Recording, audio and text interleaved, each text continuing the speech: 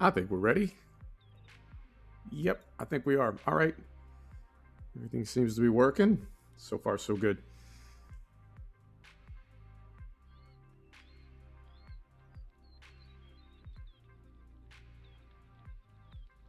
All right, here we go. And I think for now, I'll leave the music on. But as we get into the game, I will have to turn it off because you really do need to listen quite a bit to what's going on around you. All right, so I'm going to hop back in here, maximize this. What is going on, everybody? This is Hunter Call of the Wild. It's a game I've been playing off camera quite a bit, and we talked about it a little bit in stream yesterday. People said, sure, bring it. Let's see what it's all about. So I've been thinking about it. Since I started playing it, I've been thinking about it. And then this morning I saw that this new map had dropped. This is New Zealand DLC. So when you look, if we go here, yeah, these are the maps that I've been playing. Rocky Mountains, I guess this would be Southern Canada, Northern Washington, and then Alaska, which they call Yukon. These are the maps that I've been playing. But then there are, I mean, it's got the whole world. It's a really good sim in that way. Tons of variety as far as the way the maps look and the different animals you can hunt. And then this just dropped New Zealand. And let me see, if I hop in Steam real quick, I want to read it from there. You get the Seeka deer. You get feral goats, feral pigs, and the chamois. And then you also get red deer, turkeys, rabbits, and there's one other. So you do get some carryover, some small game from other maps that we've already been on, but you also get there's 4 unique species. What is that? That's the first thing we're gonna get to here. Oh, missed it.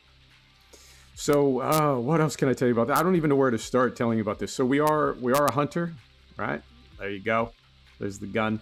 And if you look at our inventory, we've got go right here. Because there's no real big game on this map, I've got a 6.5mm as my primary. I've got a 30-30 as my secondary. I've got a 22 long rifle pistol, and I've got a bow on. And in this game, it's a little bit unusual in that it's not the weapon itself that determines what size animals you can hunt. It's the ammo. So for our 6.5mm, that'll take us 4 through 8. And then because there is smaller game, I went with the 30-30, and that's 2 through 6. And that's animal classes. If you know this game, you know what I'm talking about. If you don't know the game, some of this may be kind of new to you. So first thing we're going to do is go to the Outpost. And you know what? I got to turn this music off. You know, I like leaving it on in the background, but the sounds are really, really key in this game. So what else can I tell you as we're walking over to the Outpost? I can tell you that the lore and the story in every map that I've been on so far is really, really weird. It's kind of cynical, and I don't know, man. I know the developers are Swiss, but it's a very odd backstory. So there are missions, things that you can do for XP and money over and above hunting. But the first thing we need to do is go to an outpost. Now, I did, when I first started sort of exploring the game, I played it like, I don't know, a year and a half ago, 2 years ago. And I just played base game, no DLC. And I really didn't like it. I couldn't get into it at all. And what I was doing is I was trying to sort of stock animals. And I didn't realize there's a skill tree. It's a grindy game. It really is. And there's a skill tree. Take that right here. And you can either go ambusher or you can go stalker. The stalker skills are more for following animals and sort of hunting them on the move. And then ambusher is more hunting from, hey, Caden, how you doing? Ambusher is more hunting from tree stands, tripods, and in heavy cover and brush. So for now, I wouldn't say I'm good at the game. I'm getting it. I've got about 30 hours into it, but I am primarily hunting from tree stands now and tripods. So once you have a grasp of that, leveling up the skill tree, it's like any game. I gave it, I don't know, maybe 2 or 3 hours first time I played it, and that's not enough time. It's a bigger, more comprehensive game, requires more time. You've also got perks, and we've got all of our perks heavy on rifle right now and heavy on bow. Those are the 2 systems that I hunt with primarily, and a little bit of pistol for like rabbits and coyotes and that sort of thing, but mostly I've just been on rifle. And what else we got? We got this map, and these maps are massive, by the way. So we're down in this corner. If we were to set a point like up here, place a waypoint, 6.2K. It's not I believe that's off the map, so it can't be discovered yet. But if we go here, yeah, walking to this point right here, if we walked it, it would take 87 minutes. So very much a big world map. And now I got the ATVs. I got the ATV DLC. So I read somewhere you got to get the ATVs.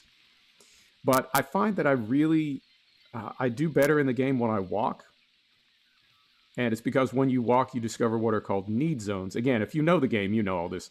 But if you're not familiar with it, there are need zones for the animals. And they're different for every animal. And they are food, water, and rest. And so we'll come across evidence of those activities on the map as we walk around. And when we do, it will sort of log it onto the map as a marker. And it will tell us what time the animals will be there. So essentially, as you walk around the map like this, it's harder to do on the ATV, and that's why I've been walking. But if you walk around the map like this, you'll discover those areas. And then you can sort of begin to formulate a plan. So if you know that feral goats rest at this location at midnight, then about 11:30 p.m., you can start making your way over there, get your tree stand set up, get your scent removing spray applied, right? And if it's midnight to 3 a.m., for feral goats, at some point between midnight and 3 a.m., as I understand it, guaranteed, at some point they will show up. Now, you can spook them, you can screw it up, but the way the game code is set up, they will come. There's no guarantee that you'll get a shot, and if it's a skittish animal, there's no guarantee that they will sort of complete their activity, right? They may smell you or hear you and take off. And they could come in just at the very end. So if it's midnight to 3 a.m., you might need to wait there the entire time. Time is accelerated. I think it's 3 to 1 or 4 to 1. So if it's 3 hours, it would be about 45 minutes you would need to wait. And they would come in just before 3 a.m. So the animals will show up, but it's by no means like a shooting gallery. You really do need to sort of think and plan. And it's a very patient game. There is a run mode. We could run right now if we wanted to, but lower right-hand side, there's that little speaker icon down there. We are in the red, so we are making noise. When we walk, that reduces our noise level. And then if we crouch, like so, and creep, it reduces it even more. But of course, we're going a lot slower. So a lot of trade-offs in the game, but it's a very patient game. And I'm really enjoying it. And the worlds are absolutely beautiful. This is built on Havoc. And then the engine is, I want to say, Apex Open World. Don't quote me on that, but it's a gorgeous game. Really, really easy on the eyes. Kind of reminds me of, it's almost like a prettier DayZ, and no zombies. I'm not a fan of zombie games. Just never did like it. But it's a really beautiful open world, particularly Colorado. This is the first map I started in. Obviously, I love Colorado, but just being able to walk around in these really beautiful worlds it's super, super relaxing. I really do love it. So I think that's more or less the overview. What else can I tell you? There are outposts. That's where we're heading right now. We need to unlock the first outpost. And there's a store there. There is a gear locker.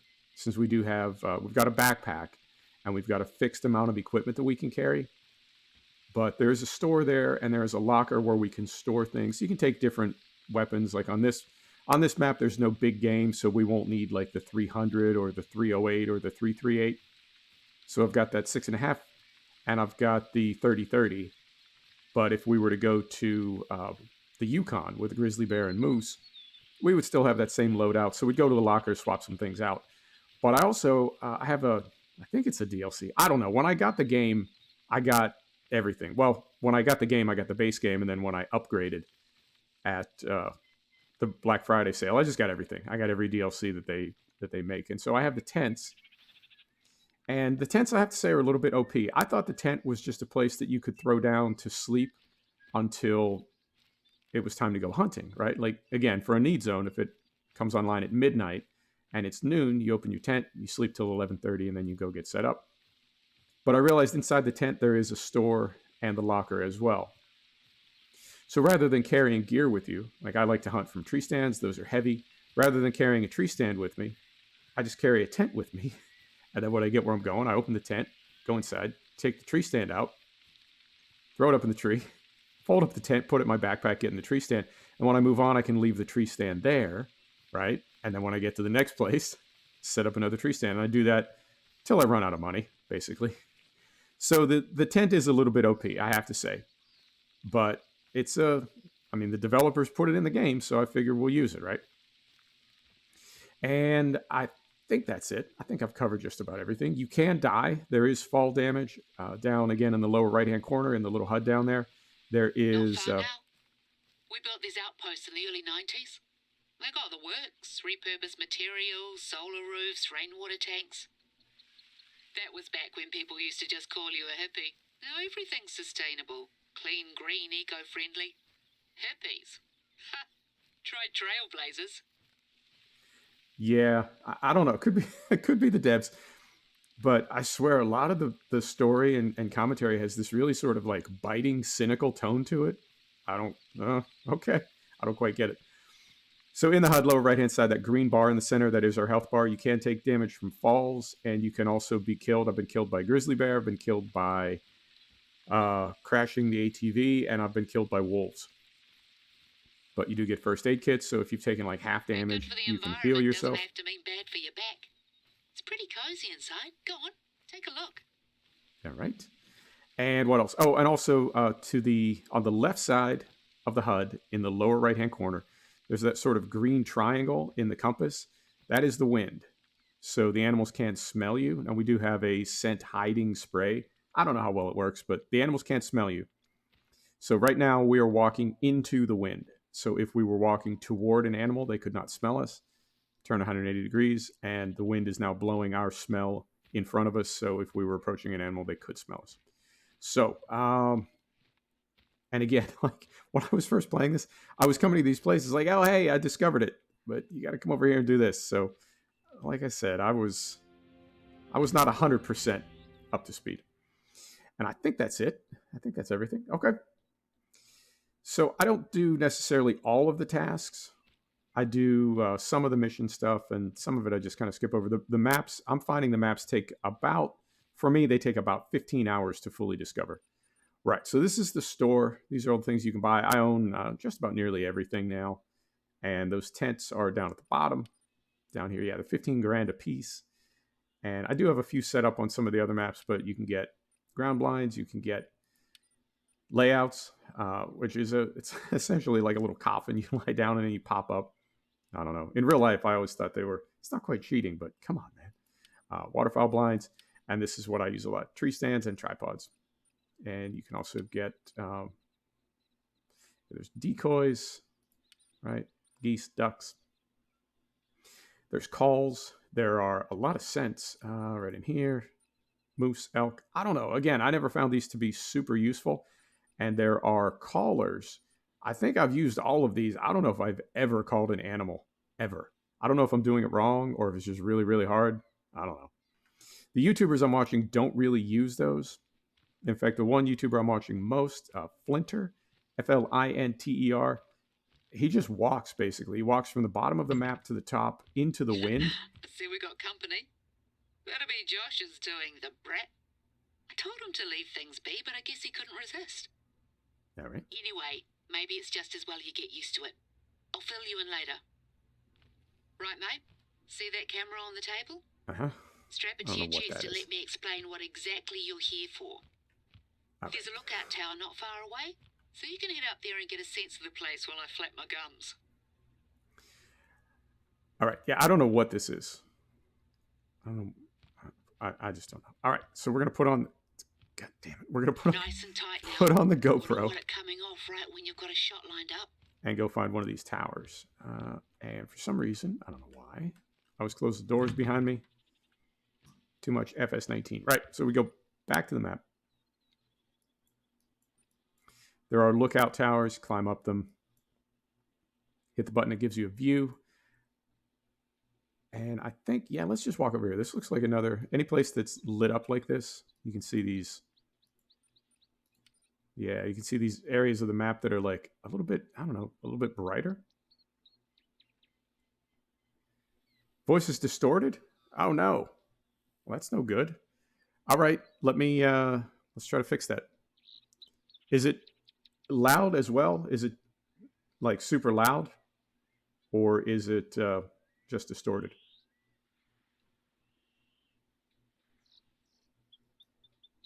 because I can bring this down. What's that doing now? Is that any better?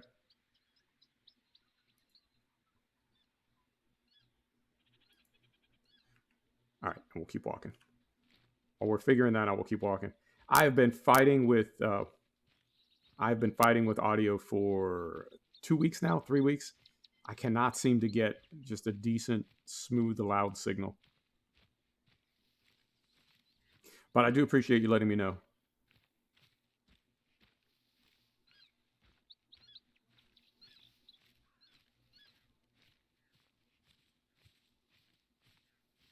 Still does it. All right, hang on.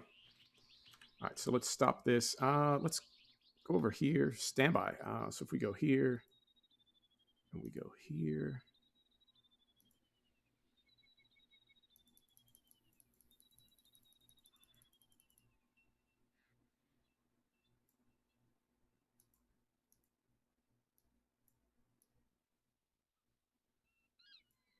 All right.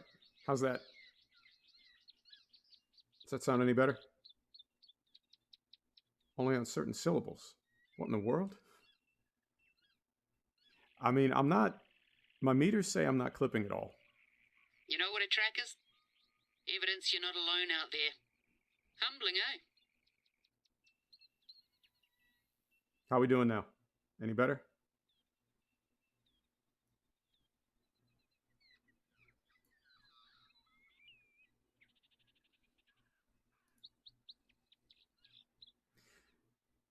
I've got a limiter and a compressor on. And high pass. Let me know how we're sounding right now, and we'll keep walking here. Keep talking. All right. Well, now I'm all self-conscious about the distortion. All right, let me know how that sounds. We'll keep walking here. We'll keep getting closer to these towers. So yeah, there's towers on the map. When you get up in the tower, you hit the button. It shows you where the different landmarks are. There are pre-built towers on the map that you can hunt from, and then you can also take tree stands or tripods with you. And it also reveals there are like lure points, I guess. I don't know what else to call them, but they're like landmarks and I don't know, just things that you can see on the map, historical stuff and cultural stuff. Voice is softer, but it's not distorted. Okay, so what I was doing was I had there's a boost in XSplit, and I thought it just boosted the signal without boosting the dB, but I guess it boosts the dB as well. I really appreciate you telling me that. We didn't do like 2 or 3 hours with me clipping. Thanks, brother. I appreciate you. Yeah, I don't know. I mean, the YouTubers that I hear, when I set my volume, whether it's on tablet, phone, or on my desktop with headset, when I set my volume to about 50%, they have like their voices, it's fine, right? When I review my own videos at the same settings, my voice is always way too quiet. So I was looking for some volume boost, but I absolutely did not want distortion. So I appreciate you letting me know. And we'll keep working. Man, I can't believe how difficult it is. I don't know how YouTubers do it, because I am really on that struggle bus as far as like trying to find that perfect balance. Can't seem to do it. All right, so they throw these on the map for you as well. These are sort of like little starters.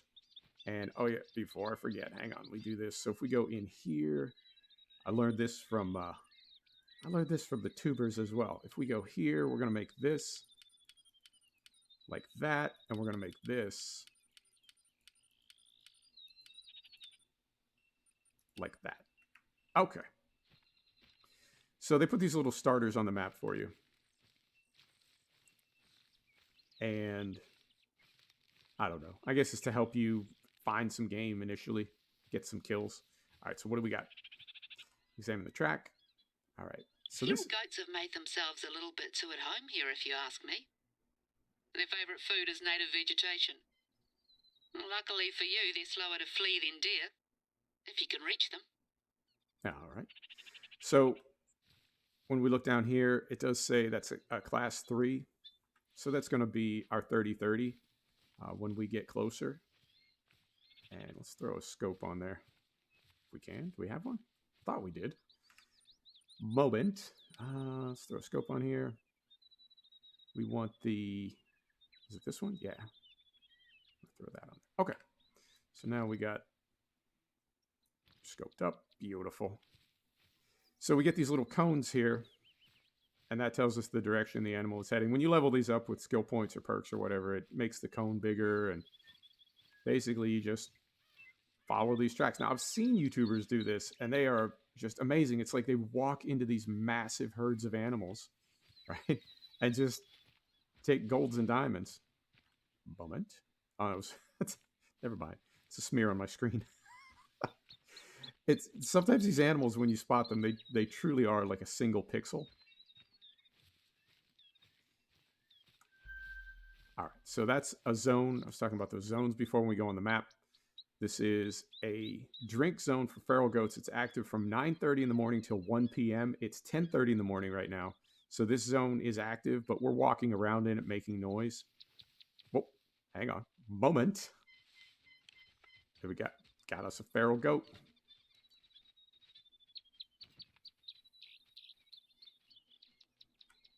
All right. So when I first started playing, I would just blast at everything. But I'm getting a lot better at being more selective. And in fact, we'll go back to the range finding binoculars. I try to be a lot more selective because if you take a shot like that, what ends up happening is you don't get good kills. So you want heavy animals, you want male animals, and you want to hit them in a vital organ, kill them quickly, and use the right ammunition. So if you do all those things properly, then you'll get full credit for the kill. And that's, I guess, the only way you can get diamonds is to do it that way. Diamond is the highest rating for an animal. So, like, this is a female that we're tracking right now, but hopefully when and if we can spot this herd. Are goats in a herd? What do you call it when goats are together? What is that? Is that a gaggle? I don't know. But if you can... Am I going back the other way? If you can nail those 4 criteria, you get the maximum score for the animal. And also, you've got a trophy lodge where you can, like, mount all your animals, taxidermy style. And the bigger and gnarlier your trophies are, the better your lodge looks. So I used to just shoot at everything, but I was, like, shooting animals in the butt, you know, not good hunting. So I'm a lot more selective now, and I do keep the binoculars out and try to only shoot at things that are, like, I don't know, I'd say between about 75 and 150 yards. You don't want to shoot at things that are super, super close like that. One of our perks that we have is a zeroing. We've got a drop calculator. You can use a drop calculator or a windage calculator. I don't know that wind is even real in this game. I mean, it's in the game. They say it's in the game, but I don't know that. I mean, I don't get it. I don't particularly notice it. I've never had a problem with it. And we are, is it going back this way? All right, so this is when it gets confusing. So this is a male feral goat. And that says they're going this way. When we look at these tracks, and it says they're going back the other way, right? So is he walking in circles? I don't know. Let's see what these say. Leaving reserve. Easy Pete's. All right. Let's just start making our way to this tower. We don't need to get too fixated on these goats right now. All right. I think that's it. Yeah, that's everything.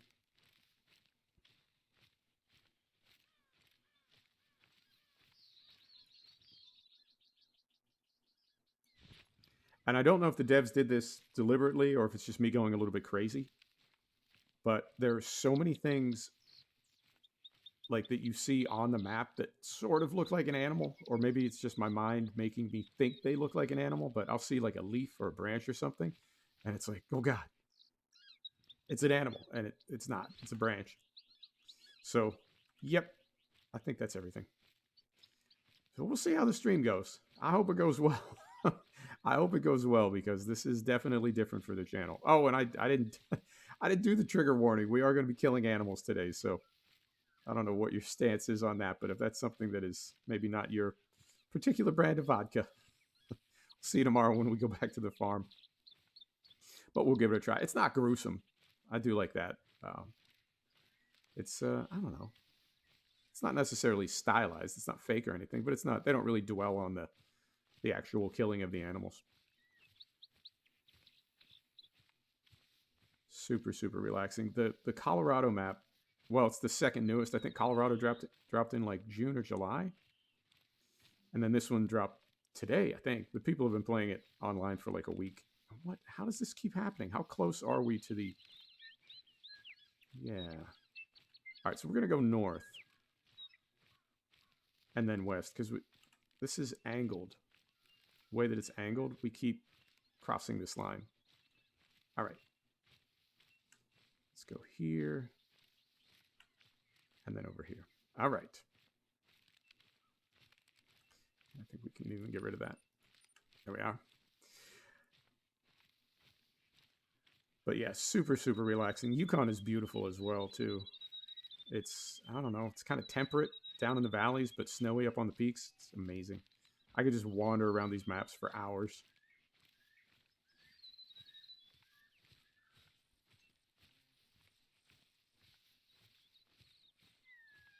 And I think the balance of walking to hunting is pretty good. I think I have like 100 kills. And I've only got 1 gold. And that's perfect. I've read that people played the game for like 6 months before they got their first diamond. So that's a nice balance, because I wouldn't want a game that's a shooting gallery, right? I wouldn't just want to walk around mowing down like record animals. If it's a significant trophy, then it should be something that you only come across periodically. And even when you do come across it, then you need to harvest it perfectly to get full credit for it. So it's 2 things that aren't guaranteed. One is even finding the animals, and then the second thing is that you would hunt them properly. So I think it is.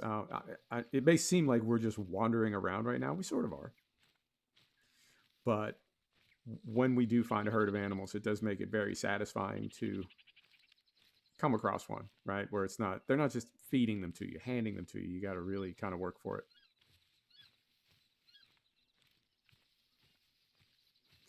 And I have never been to New Zealand in real life, so this is all new to me.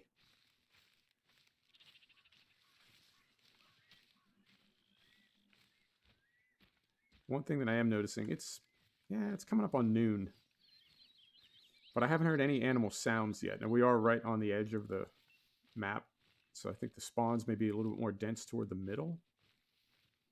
But typically you'll hear a lot of sounds. You'll get kind of a sound warning, and if you turn in that direction and tap the E key, it will tell you what kind of animal it is. Doesn't tell you how far away it is, but it will tell you what it is, male or female, and also what class it is if you don't have that memorized. So you know if you're going to begin moving in that direction, what weapon to get ready.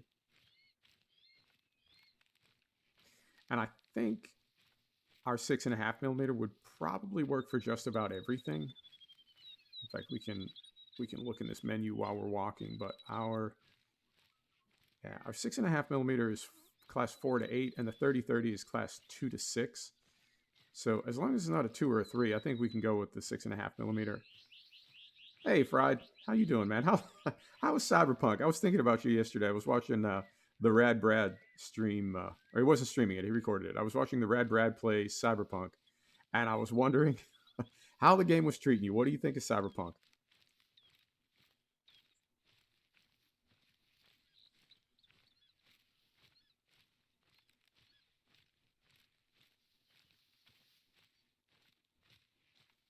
It's amazing.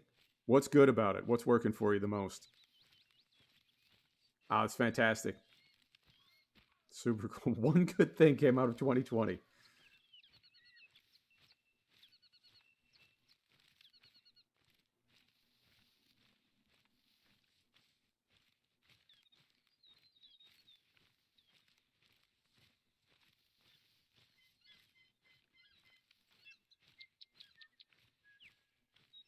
The world, now it's a completely open world, is it not? Yeah, I did just look for traffic. Yeah, I did. Idiot. That's a 100% open world, right? You can just wander around and talk to anybody you want. Oh, that is fantastic. Now, let me ask you this. What do you think the open world in Cyberpunk is going to do for people's expectations about the open world in Star Citizen? Because that's supposed to be the biggest thing about Star Citizen is that open world, right? What if by the time Star Citizen is released, people are like, futuristic open world? Psh, shit, I've already seen that. That's no big deal.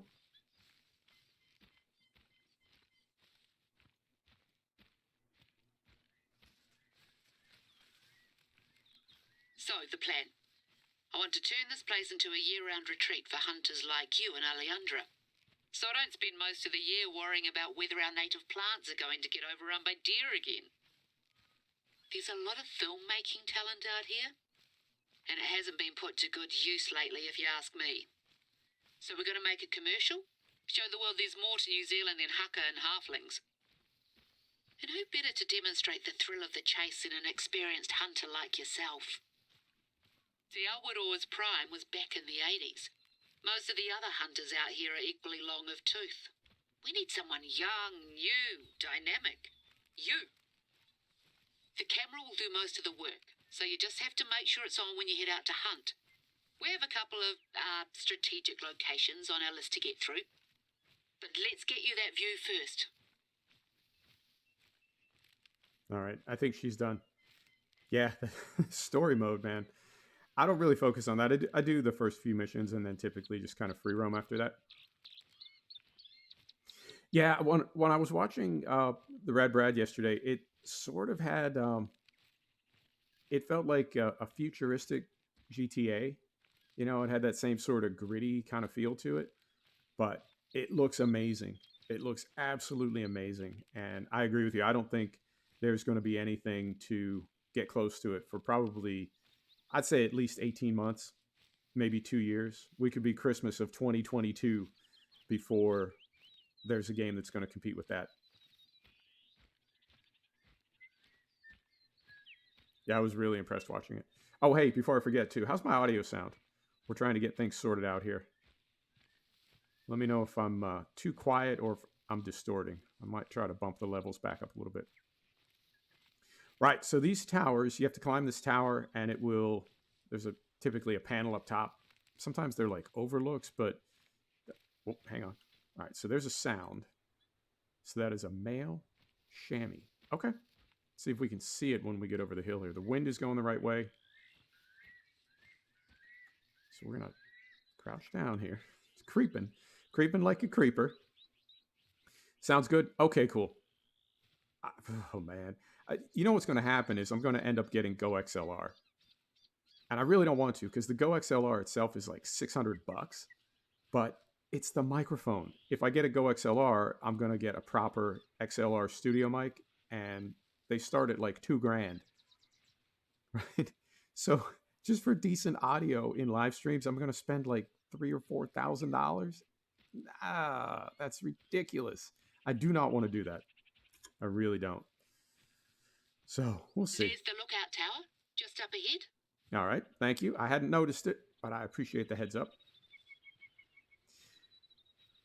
So this guy that I watch, Flinter, that plays this game, he does not do what I'm doing right now. He just walks around.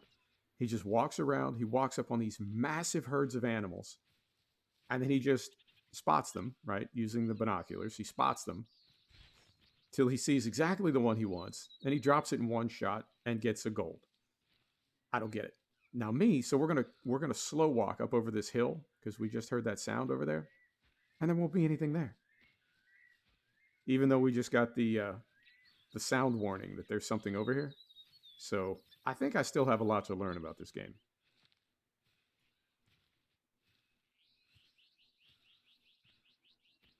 Anything.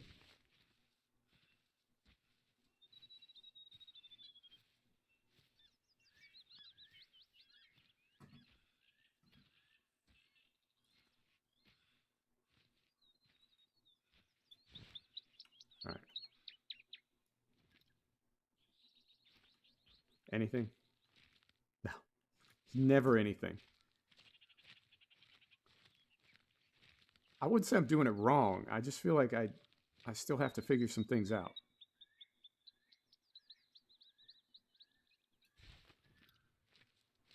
All right. So we'll go check this tower out. You know, I did the same thing. I bought it. I played it for about 2 hours. I couldn't really get into it, and I set it aside for a long time. But then I saw the Black Friday sale. I got all the DLC and really tried to kind of immerse myself in it. And it is unbelievably addictive. In fact, well, no, we can't do it now. Yeah, yeah. Well, I was. And what I was doing is I was trying to play it. I do this a lot. I was trying to play it like a simulation. I was trying to do what I would do in real life instead of playing it like a video game. So there are, I don't know, a little bit of artistic license. You need to do things a little bit differently than you would in real life. And you need to play it like a game. I also found the skill tree and the perk tree, and that really helps out. And I also I had to slow way down. You know, I was going, oh, this is lovely up here. Look at this. Oh, this is beautiful. Get a little microwave. Make yourself a little macaroni and cheese. All right. So if we go out... Just take that in. All right, I will. Spectacular, isn't it? This eastern area is all rolling hills and conifers. There's a line of mountains in the centre of the reserve, and native beech forest, and a lot of rain on the other side. Right. So this is, I don't know how far up it goes. Probably right So here, I remember think. Josh's little prank? This place doesn't receive a lot of government funding, unfortunately, and a couple of years ago we were running out of money for field research, and the outposts were in need of sprucing up. So I guess you could say we made a deal with the devil, the Hollywood devil to be exact. Long story short, they've just wrapped up filming for the final movie they were contracted to do. Some fantasy thing, shiny blade or shimmering dagger or something. Now let me check. Resplendent sword. I'll send you the blurb they gave me. My nephew tells me it's a big deal, but I'd certainly never heard of it before this. But yeah, as nice as it is that Te Awaroa's beauty is up on the silver screen for all to see, it's come with its share of problems, to say the least. The bigwigs left in a hurry, and we got left with a bunch of basically intact movie sets scattered here and there all over the reserve. Well, I'm telling you all of this because Josh just rang me up and said that he spotted another set on his way back, not far from where I wanted you to try filming your first hunt. Can I trouble you to go clear it out? We can't run the risk of any of the props from the film featuring in our footage. Cheers. Yeah, the story on every map is just really, really weird. All right, so we'll come over here. We'll do our survey. So we've got this unlocked. Am I going to watch him play all the way through? You know, I may. I think the only Rad Brad playthrough that I've watched from end to end was Red Dead 2. Okay, so now that we've discovered this lookout point, it doesn't unlock any of these other things, but we can at least see where they are. So this is where we started. That's our first outpost right there. And then we've got another outpost right down there. So that was the lighter area on the map, so we'll unlock that. And then we've got, it looks like 2 more lookout towers in this area. And these 2 question marks right here are probably pre-built hunting stands. So we'll go get this tower next. I'm sorry, not tower. We'll go get this outpost next. And then we'll go see what these are. And we'll see if we can find some need zones around here. Yeah, you know, I like the idea of Cyberpunk, but it's not a game that I would typically play. And I do have, when we go to skills right now, I'm sorry, perks, I have on zeroing, right, which calculates bullet drop for you. You can only have one of these going at a time. So if we go to skills and we go to ambusher, then you turn on keen eye, activate that. And as long as you're within 10 meters of a lookout, which we are right now, when I press F, it's going to discover things on the map for me. So we'll wait till that cycles through. Okay, so I got 2 of them. So these 2 zones right here, these 2 need zones right here. So Chamois will be here from 8:30 to noon, and Chamois will be here from midnight to 4:30 in the morning. So it's just a way to save a little bit of time. There's a cooldown on it, though. It is 30 minutes. So we'll put our other perk back on. Use that for our rifle. And we're done here. So we'll head downstairs, go discover that outpost, and then see if we can get those 2 towers unlocked at, well, they're not towers. They're like, I don't know, hunting stands? Probably hunting stands. Most of what happens on the map happens near water. I think most animals try to sort of congregate around water. So there's typically a lot of need zones around water. And the pre-built hunting stands are usually around water as well. It is a slow game. That was my biggest concern about streaming it. It is a very slow game. All right, so we're going to stroll over here and get this discovered. It's only 150 meters away. And we'll make a loop around the lake, see if we can discover some more need zones, see if we can get those stands built. And then we'll probably come back to this outpost and sleep till the animals are going to be showing up, and then see if we can harvest something. Oh, and also once I get this outpost unlocked, I'll show you my lodge. And that to me is why this game is so addictive. It's, I don't know what it is. Like other games that I've played, you're collecting trophies, right? But this game, you're literally collecting trophies, like trophy animals.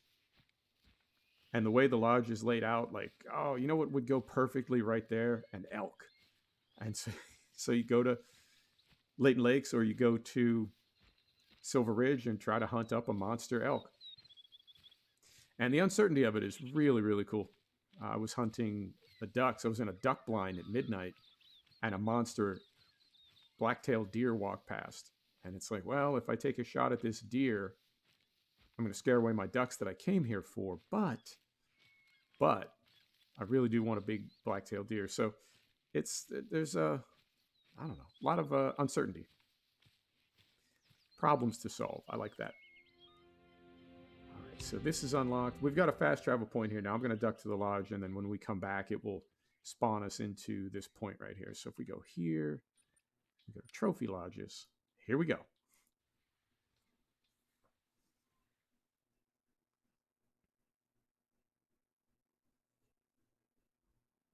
Loading. I read a lot of people were having crashes with this DLC. I haven't had any problems with it so far. I haven't played it. I just went into it enough to do a screenshot, but I haven't played it very much. So far, no problems. All right, so this first room is, this is all Silver Ridge. So these are all animals from the Colorado DLC. And then I've got a little bit of overflow right over here. These 2 pronghorn are from Colorado as well. And then if we run back here, this room is all Layton Lakes, which is that sort of northern Washington, southern Canada. So we've got all that in here.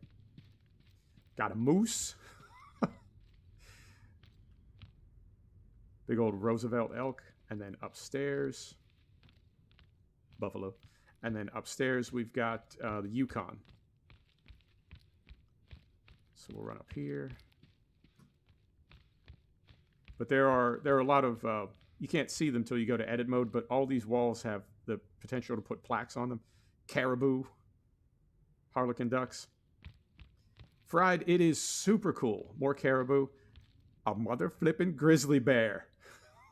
That took a few tries. Look at the claws on him, man. It's ridiculous. And we got some wolves here. It is super cool. It really, really is. I would definitely recommend it. Okay, so we go back to the map, and we're going back to Awaroa. And this will spawn us in where we just left. Played for 12 hours already? The outposts have ammo of all kinds and more besides. I suspected you would play all night. I had a feeling. All right, so we're going to put a pin in this right here and see what it is. Like I said, typically it's a pre-built stand. It is so addictive. It really is. I mean, just exploring is kind of addictive because when you look, like we've got multiple points just in this area that we can explore. We've got 2 more towers, and that is like one area. And then we've got another area here and here. And the maps really do take I'm finding like 10 to 15 hours per map to explore. And it's not straight hunting. I would say I'm almost hunting like half opportunistic and half methodically, right? Where I'll pick a specific animal, find a need zone for it, and go to that need zone and set up a tree stand and hunt that animal. But then I do come across like targets of opportunity. But I'm spending a lot of time just exploring the maps and trying to get everything open and figure out, okay, what do I want to hunt and where do I want to go next? 4 hours? Yeah, that's about right. It's amazing to me that I never grew out of video games. Like, I remember when I got my driver's license when I was 16 and people told me, oh, you'll get sick of driving. Everybody gets sick of driving. And it hasn't happened yet. I'm not sick of driving at all. I love driving. It's one of my favorite things ever. And same thing happened with video games. You'll grow out of it. Yeah, never did. Never did. So it's hilarious to talk to people or interact with people. Same thing, they just never grew out of it. All right, so this is a stand. Now, you won't know what this is going to look like. There's different styles on different maps. So we won't know what this looks like till we build it. $2,100 to build it. There we go. And so when we come up here now, if we can get up here now. Come on now. If we can get up here now. All right. Looking out at the lake. And there we are. So this is, at the moment, this is how I prefer to hunt. Because I'm really not having good luck with stalking animals.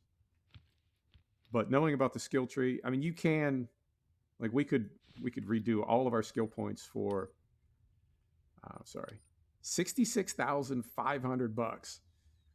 We could redistribute our skill points. I don't quite want to do that yet. I'm 100% heavy on what they call ambushing, which is more this style of hunting. But I think if I ever have enough money that I can feel comfortable doing that, I would split them evenly between stalking and ambushing, because I do want to be able to move around more and not feel like I'm just, I don't want to say trapped, right? But that I don't have the skill tree built to just walk up on animals the way the YouTubers that I watch are able to do it. Now, some of it is they've been playing the game like 2,000 and 3,000 hours. I've got about 50 hours into it. But also I think some people are just better at video games than I am. Just savants. So I don't know if I'll ever be able to play the way they play, but I would like to at least get close. All right, so the next thing that I typically do is like walk around a lake. And since we've got probably another tower over here because it's so close to the water, what we'll do is walk around this lake. We'll see if we can find any other need zones. Once we have this whole lake explored, we will form a plan and then go back to the outpost, sleep till the appropriate time, then get set up and see if we can kill an animal. What are we, almost an hour in? Haven't even taken a shot yet. But it is a slow, methodical game. It is not a shooting gallery game by any means. So, is that? Oh, no. Right? You see the way some of these little trees look like animals? Faking me out. All right. Just take a quick scan around here, see if we can see anything. The only thing we've seen on the map so far as like a living creature, the only thing we've seen is that one feral goat. You know what a track is? Evidence you're not alone out there. Humbling, eh? All right. All right, and we're walking.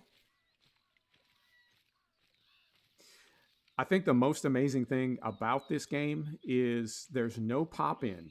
It's almost like that it loads the entire map simultaneously. I mean, I know it doesn't. I'm sure there's some kind of tile system, but there's virtually no pop-in whatsoever. If you look super, super far distances, you can sometimes see a little mesh blurring or a little bit of distortion or maybe some dumbed down, like low poly, low res texture files in the far distance. The trees and plants, like this tree right here, right? This little pine tree, it looks like a pine tree. But if you look at that same tree from 300 or 400 meters, it can look a little bit flat and 2D. You know, so I know they're doing some things to minimize the polys that are rendering in the frame, but the game really has no discernible pop in whatsoever, and it just makes the worlds very immersive. You don't feel like you're in a video game. You're not waiting for scenery to load. It's all just very seamless. Tons and tons of sound. The sounds are different all day, all night. You hear different animals all day and all night. I'm hooked, man. The last thing I needed was another title, but I'm hooked. I was trying to brush up on MXGP 19 today because the new one's going to drop in just a few days, and I want to stream that. And I haven't raced a dirt bike for probably a month, maybe longer. So I hopped in there today. I don't know, man. Too many titles. Too many titles to play. They're all so good. All right, so is it? Oh, what's that? That's another chamois. Female, let's see what we got here. I know you can follow female animals to... Chamois, is it? Little fellas will make you work for 'em. They're sharp as with top sensors, and you better believe that once they spot you, they'll be out of there over tricky terrain before you can say, go to antelope. All right. I think I don't want to get too far away from the water tracking. I'd rather figure out where those need zones are, and then we'll come back in the evening. All right, so let's try to stay a little bit closer to the water. Tricky little fella, eh? If at first you don't succeed and all that, you'll get the next one. Oh, right on, Fried. Thanks, I appreciate that. I wasn't sure how it would go. I'm still not. You know, it may be a one-time thing, but it's my main concern is it's really, really slow. I'm not trying to like talk the game down or anything. Just being realistic. It's a very different kind of stream. And unfortunately, I had to turn the music off because there's so much sound in the game. Definitely requires a good surround sound headset. I don't think you could play this. Well, I shouldn't say that. I'm sure somebody does. But I wouldn't try to play this on speakers. All right, there's a need zone. So chamois are drinking here between 4:30 and 8 a.m. All right, so if we go here, so there's a need zone there. So they sleep from midnight to 4:30, and then they drink from 4:30 to 8. So if we were to set up in here somewhere, if we were to set up right between these two, about, I'd say about 4 a.m., it's likely that they would be walking past us on the way to the water. But we'd be hunting in the dark, and they are apparently pretty small. So I don't know. We'll see. But that's one possibility.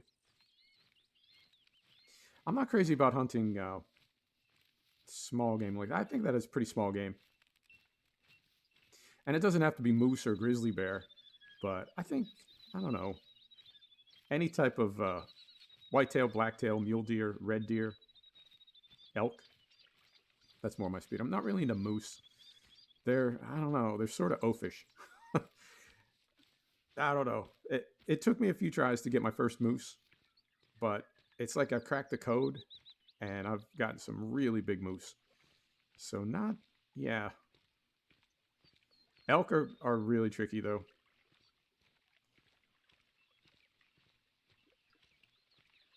And bison are sort of, to me, they're sort of in the same category as moose. They're just kind of big and dumb, and they don't really hear you, and they don't really see you.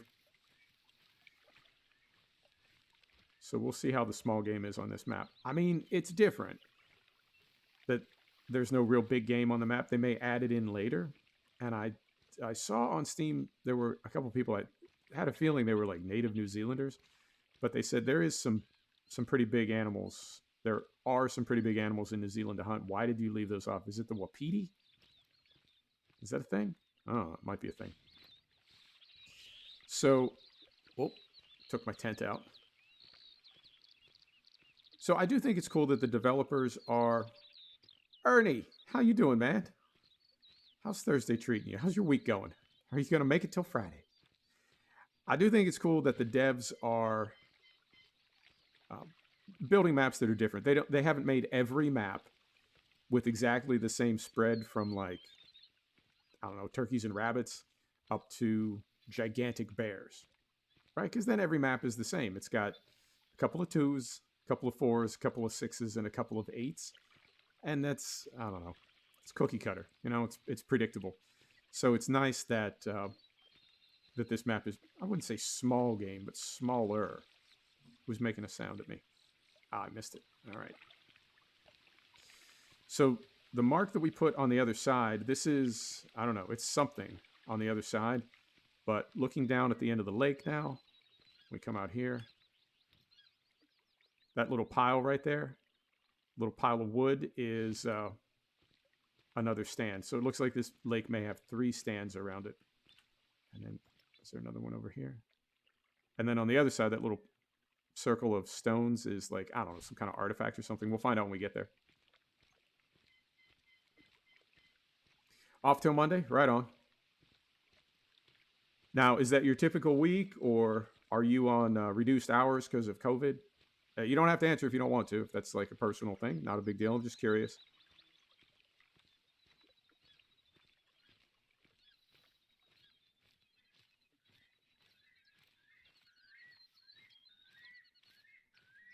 And I don't know how you're getting the sound. It's, oh, hang on. Animals. There we are. So they are, oh, we're so far away, it's not even, I think those are feral goats. Wind is not really in our favor right now. So we'll put on a little hunting cologne. See if we can get closer without them spotting us.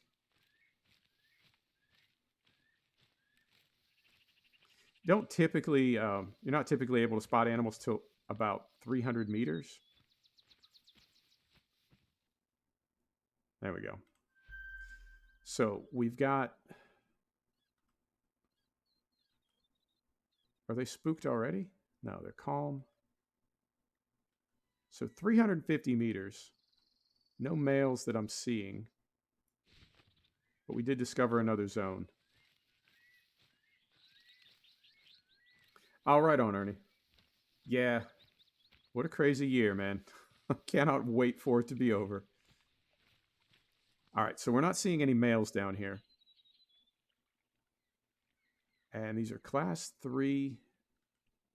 I've got some charts. If you look when we spot them, in the top right corner, bottom right of that panel, like this one says 62 to 66. That's the weight. And if they've got maximum weight, that's one of the things you need. So this one is 53 to 57. So this one is lighter than this one. If these were males, if we were going to hunt them, I would want the heavier of the two. 337 yards, that's right at the limit of my ability. And I don't think we could do it at all with the 30-30. 30-30 is more of a brush gun. I really don't think you're making a 300 plus meter shot with 30-30. Cowboy gun. So those are, yeah, we can't really do a whole lot with those. We can stroll down there. We can build that tower. And if on the way down, as we get closer, if we haven't spooked them, and we do see a male, we'll maybe take a shot. But yeah, so that's a class 3 animal. And then again, if we go in here to ammo, we've got 6.5, which is 4 to 8. So we could easily kill one of those feral goats with the 6.5 millimeter, but we wouldn't. It would not be possible for us to get the maximum bonus because we'd use the wrong ammo. They would consider that the wrong ammo. And you can do that if there's just a particular trophy that you want and you're not concerned about getting a diamond or a gold. You can use a heavier ammo than what's recommended, but you won't get that max bonus. All right.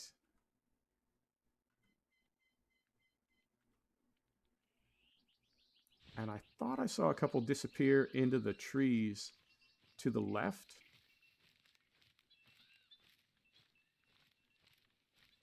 And yeah,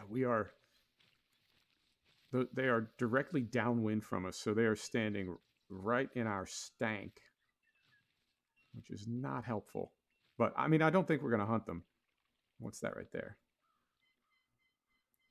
Just a tree.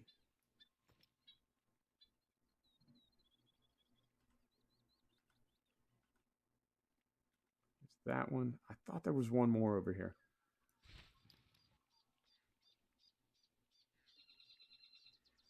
Fried, you can put them wherever you want, and I am getting extremely creative. Well, within reason, you can put them wherever you want. There are different size plaques and pedestals, and they're sort of limited as far as what size of animal will fit there. But for any plaque or any pedestal, there's typically 3 or 4 different animals that will fit there. And you can also, they're expensive as hell, but you can also combine animals into like little vignettes. Like there's 2 wolves bringing down a bison, but you need to get 1 male wolf, 1 female wolf, and 1 male bison. And then it's like 10 grand to have that built into a little, I don't know, like a little scene, like a little drama. But I think the lodge, more than anything else, is that's what's keeping me motivated to play this game, because I see a blank wall and I'm like, oh, you know what would look fantastic there? Ducks. Ducks would really bring the room together. And then I head out hunting ducks. All right, so typically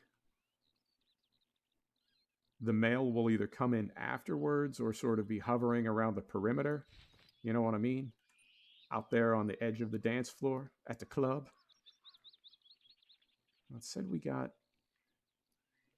a zone, did it not? I thought it said we discovered another zone down here, but I'm not seeing it. All right, continue working our way around. Yeah, it is a super, super cool game. And somehow there's an expression. I don't know if you've ever heard the expression. It's called buck fever. And it's when you're a new hunter, like in real life, when you're a new hunter. And for some people, it never goes away. But particularly toward the end of your trip, if you haven't scored an animal yet, if you haven't bagged the animal that you want, as soon as you see anything, you shoot it. And that's how people harvest like the wrong animal or their hunting buddy. You want something so bad. You just want to kill an animal so bad. You want your trip to be successful. And somehow this game captures that feeling as well. Like you see an animal, and so if we were to select a rifle right now, lower right hand side, it says 150 meters. We can zero for different range. So if we go here, 193 meters, I would probably say 150 and hold a little high, right? But I've forgotten to do that and just completely missed. So even getting a little bit giddy when it's time to actually shoot an animal, it's like somehow they brought that into the game. Or it could just be me. I don't know. But I'm really enjoying this.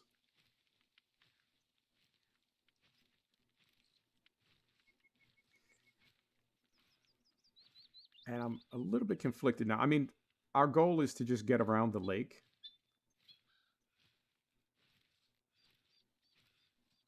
And get the whole lake discovered. And then we'll go back to the outpost and sleep and come back here in the middle of the night. But I'm tempted, you know? Where was... There we go. Who's this? Who's this over here?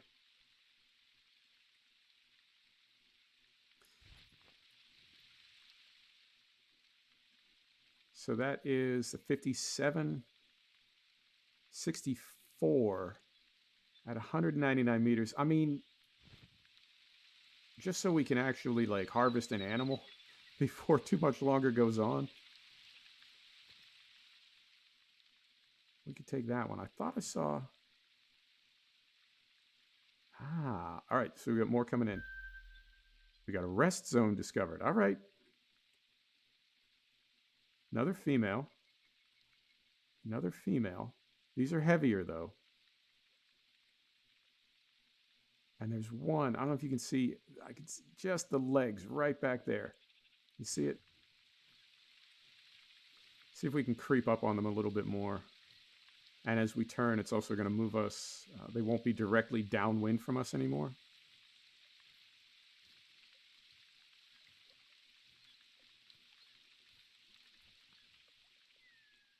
I would really like a big male to walk in here. Yeah, it's saying trivial for all the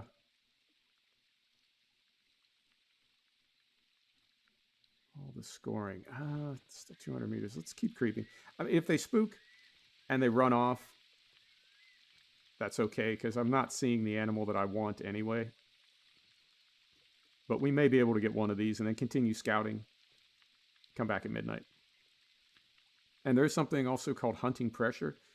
If we take an animal here, the map gets kind of a big blood stain on it in that area. And you need to go hunt somewhere else till it sort of recovers, which is a nice mechanic to add. 118 meters, 177 meters. I mean,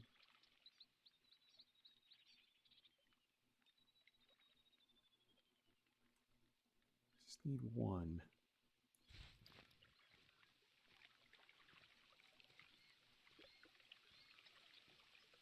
With that little lever gun, I would like to be at about 100 meters. I don't know if we'll be able to get that close. And I also, they're called feral goats. I've been attacked by a pack of wolves. And I guess you can get attacked by wild boars as well. I don't know if you can. I don't know if feral goats attack. I know in real life they do, but I don't know if they do in this game. 42. I think that's the heaviest one right there. 66. 62. Yeah, I think that's the heaviest one right there. All right, let's see if we can get to 100 yards. Bad. I never would have thought I would be this into a hunting game. I never thought I'd be into a game this slow. This makes Train Simulator look, you know what I'm saying? Positively frantic. Don't leave. Don't do it. Don't. Oh, son of a.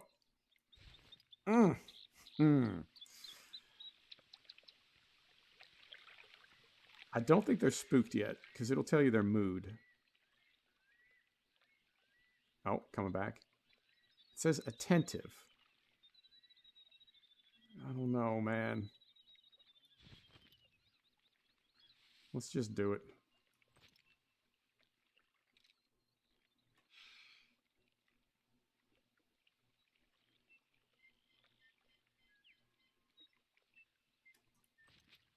There is a breath hold button, but you got to time it because you'll start to hyperventilate.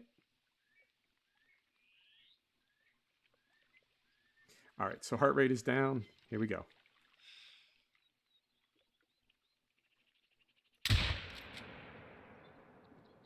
All right.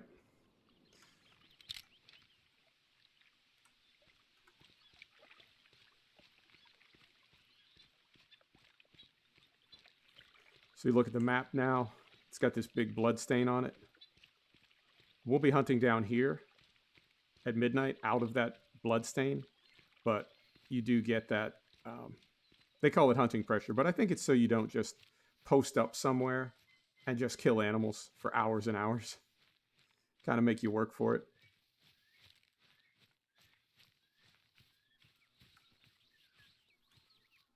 All right, so this big blood smear right here. I mean, the animal dropped right there, but this big blood smear.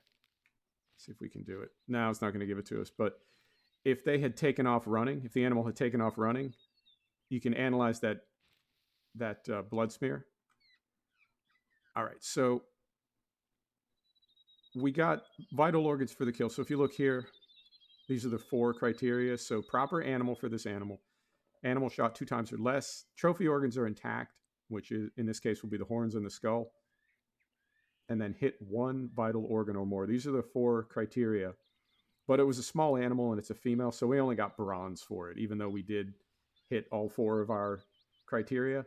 So yeah, you want big male animals. And then there's true score, which is kind of the rack.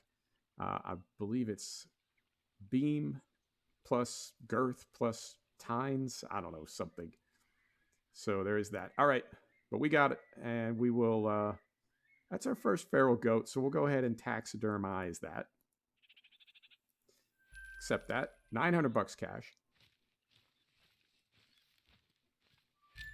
49 on the rifle score, but we're already maxed out on rifle. So that's not super critical. We'll build this thing. I said we'll build this thing. There we go. So we've got the 2 towers on the lake. We've got need zones. So feral goats from 1 to 5 in the afternoon. Feral goats from 12:30 to 3:30.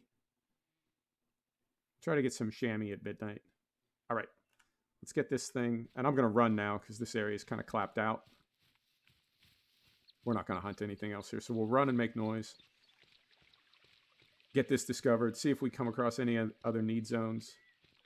And then head back to the lodge and sleep. Oh, right on. That always struck me as kind of an odd business to go into. I mean, a lot of businesses are, to be fair. But taxidermy is like, I don't know, man. There's something so old school about it. It's awesome. I think it's amazing. I don't know if you were here when we went to the lodge, but like it's got, you can pose the animals in different ways and like have them doing different things. And I guess that's based on real life taxidermy. Like if you go to a taxidermist, you can have them mount an animal any way you want. It's amazing. There's something very almost like Victorian about it. Oh, wow. 2 taxidermists. I'm hooked on this game. To the point that I'm like, I wouldn't say neglecting other titles, but let's clear this waypoint. Clear this waypoint, I said. There we go. I wouldn't say neglecting other titles, but yeah, I'm in it deep, man. I want those diamonds. Very old school. Agreed.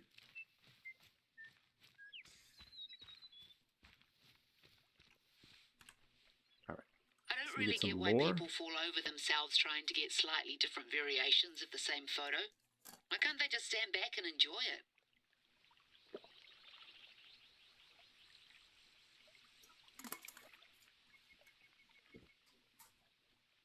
All right. So we'll get out of there. And get back there. Yeah, I don't know. Let me know what you think of the story and lore in this game. I personally find it to be a bit odd. It's just got a little bit of like bite to it that is not typical for video games for the most part. Well, for this type of game, like kind of a, I mean, not lighthearted. I don't know. How would you describe this game? I don't know. It's more positive. You know, it's not Call of Duty or something. Call of Duty is like super gritty and raw. This is just really nice and laid back, but the lore is like, I think it was Colorado. The guy's talking to me and he's like, yeah, my brother's idiot kid. I caught him up here selling drugs. It's just something about it is really odd. And that seems to be across every map. To me, it's just got a weird tone to it. So it goes. All right, we are just about down the side of the lake here. So as soon as we get back to the outpost, what's this over here? Feral goats over here as well. I'm not really down with the feral goats. Let's try the chamois and see what that's like. And then what's the other one? Red deer. Is it red deer? Yeah. Seeka deer, red deer, and feral pigs. Feral pigs I'm curious about. And as well, I wonder if they will attack you in a pack. Because I think they do in real life. I know wild boar will, but I think... Because Texas has a big feral hog problem right now. And I thought the tusks were... I thought that was unique to the wild boar, but I guess the tusks are just overgrown teeth. So even farm pigs, even like domesticated pork pigs, like pigs that you raise as bacon, when they get loose and breed, they can grow those great big teeth. Yeah, so I don't know. I mean, it wouldn't surprise me. I knew, obviously, I knew grizzly bear could attack you, but I wasn't expecting wolves to come at me. It was seriously like 10 of them. They just came at me and took me down. I think I took out maybe 2 or 3 of them with the pistol, but they killed me. So we'll see. What a terrible way to go. Just like bludgeoned by goats. Put that on a headstone. All right, I think we're done coming up the side. So we'll put a marker here. Yeah, we'll just run these last few hundred meters. How far is it? Yeah, we'll run the last few hundred meters. We will sleep till, what do we say? So they're resting from midnight to 4:30, and then they're heading over here to drink from 4:30 to 8. Let's take a tree stand. Tree stand? Yeah, let's take a tree stand. And maybe try to hunt them with the bow.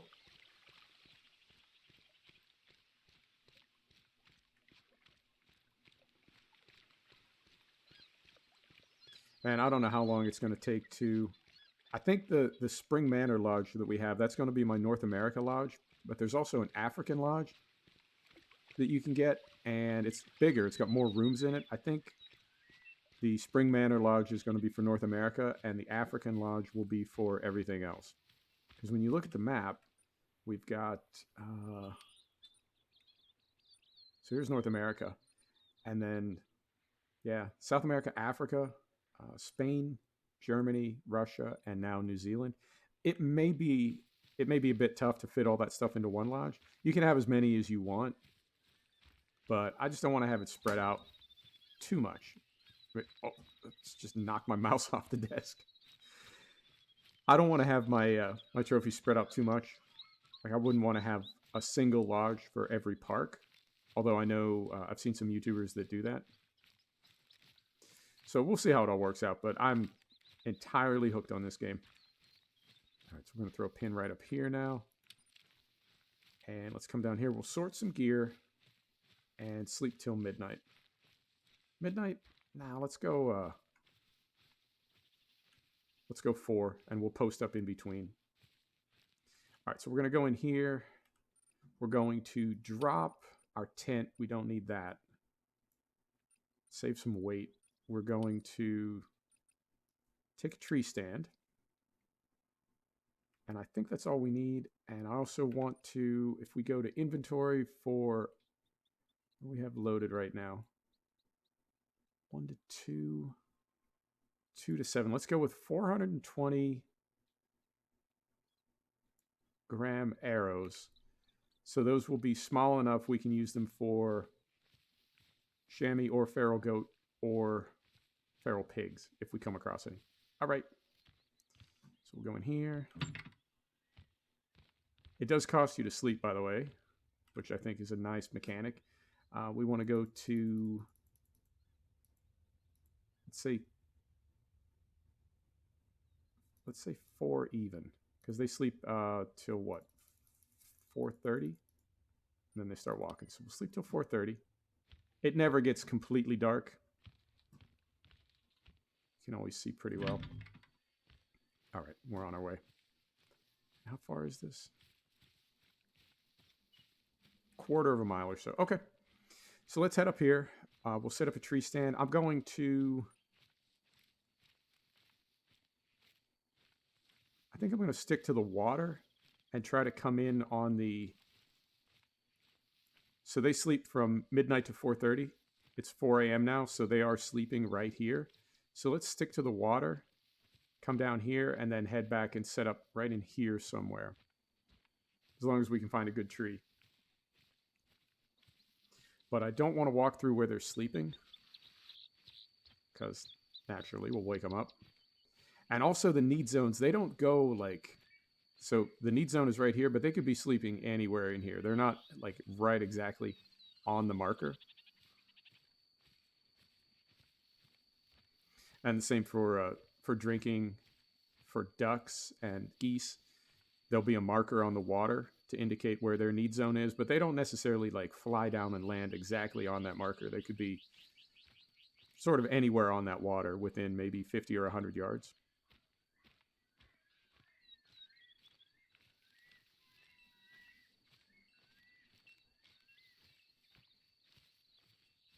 No worries, Fried.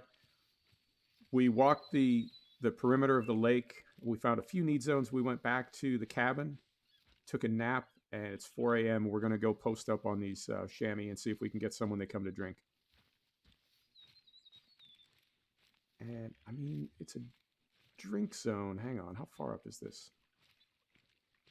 300 meters. Yeah, I want to be closer than that. But if it's a drink zone, they'll be right on the edge of the water.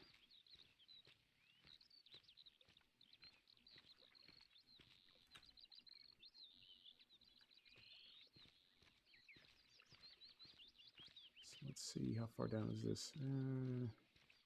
I mean, with the bow, we'd want to be like probably no more than about 30 or 40 yards. All right. The other thing that's great about this game is you put all this time into setting all this up, and if you do anything wrong, it just doesn't work. You get nothing. And I sort of like that finality. You know, it's a little bit punishing in that way. All right, so we're 200 meters out.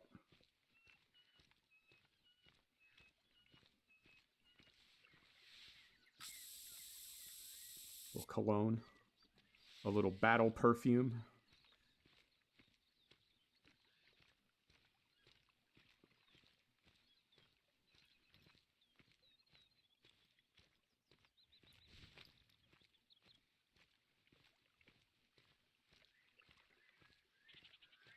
And I don't know if you can see the wind, but we are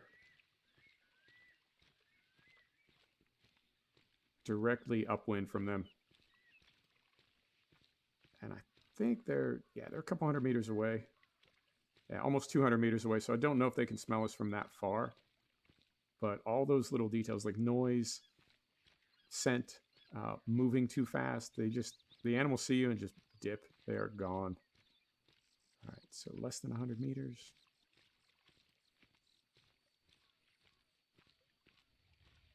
And it is 4:15. Perfect. If they're headed this way at 4:30, we should be just about right. All right, so go to inventory. Put that right there.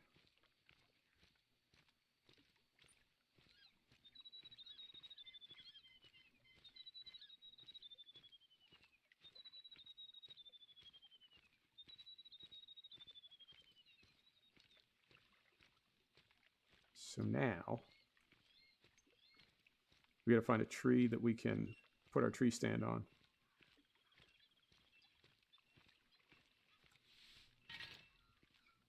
How about that one right there? You know, let's go back in the trees a little bit.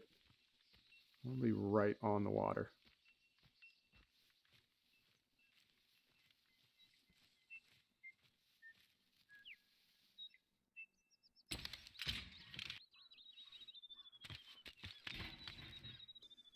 All right. And now we wait.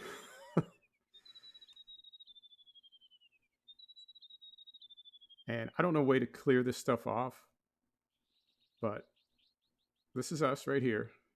Yesterday when we scouted down here, animals did walk along right here. They're sleeping right here. And they're going to be drinking right here, we hope. So let's clear this off. Get rid of that. And I'm going to have some water and we'll see what we can get.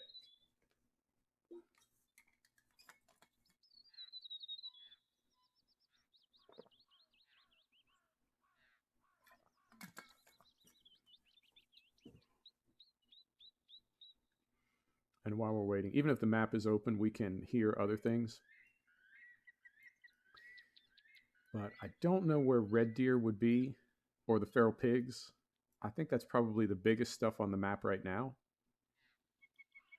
So depending on how things are going, after we finish up with the chamois here, we can head down to this mission and then head down to this lookout down here in the southern part of the map.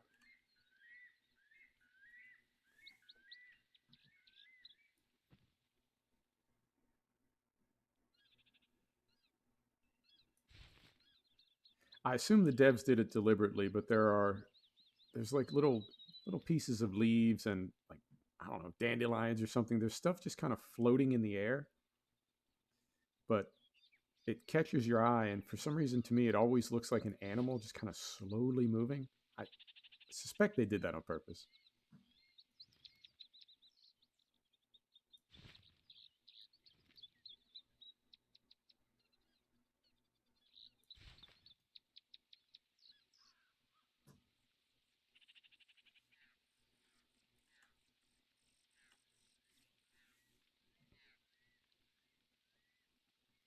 It is a good looking game, though.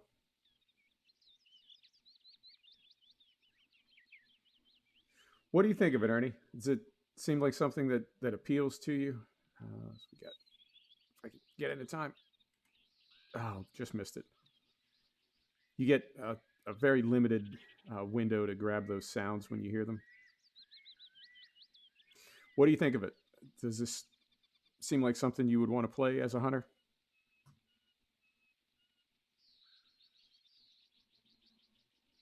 I know the YouTubers and streamers I'm watching play it. All of them are like sponsored hunters. They hunt in real life with sponsored equipment, which also sort of amazes me in a good way. I'm not like not making fun of them or anything. Same with professional fishermen that have sponsors. Ernie, you are playing it? Like you have played the game? I'm reluctant to use the word addictive, but it's pretty close. It is extremely engaging.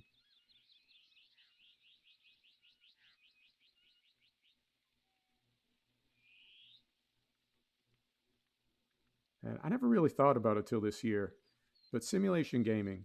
I mean, I know all gaming is simulation gaming, but I think simulation gaming has really helped me out in 2020 because it's given me the opportunity to go a lot of places when traveling has been really kind of restricted. Has you hooked? Oh, it's fantastic. Right on, man. What maps have you played, and what's your favorite map so far? All right, here we go. There's a male chamois. They're awake. Yep, right on time. It's 4:37, and I'm gonna get our bow prepped here, and I'm gonna zero for 40 meters. But we do have pins on the bow, and they are, I believe, 10, 20, 40, 60, and 80. And then if you want to visualize 100 down below, I guess you can take shots up to about 100 yards with the bow, but I typically want to be within 20 or 30 yards for the bow. I'm not that good yet.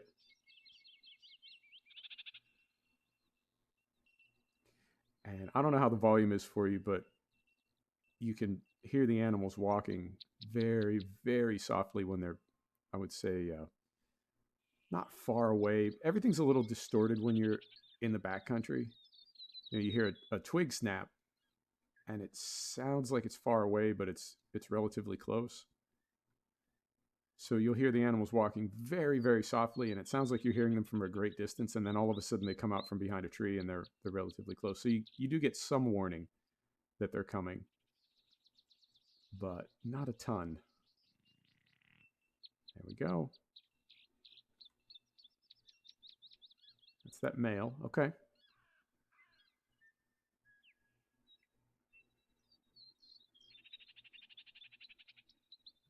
Now for small game, watching Flinter play and doing that sort of stalking technique, and what he'll do is he'll start at the bottom of a map or whatever side of the map has the wind in his face, and he'll walk like this entire river. Not this map because this map just dropped, but on one of the maps that's already out, he'll just walk this entire river, just taking animals the whole way up. So when he's done, it's just has that blood stain on it the entire length of it. But I don't know if that works for small game. I don't know if you can do that with animals like what we're hunting right now, or if that's only for bigger game, Cape buffalo and moose and grizzly bear. But this is, I mean, it's not quite a test stream, but we're trying this for the first time. I do like bigger game, but not necessarily big. Like I said, moose and grizzly. It's my sweet spot is going to be deer. I think whitetail, blacktail, muleys, and elk. I know elk, not deer. I know, but same sort of idea. We've got, yeah, I suppose we could do that while we're here. Have another little spray there. When I look at my stats, mostly how I scare animals is by noise. Not too often by smell. I just heard something.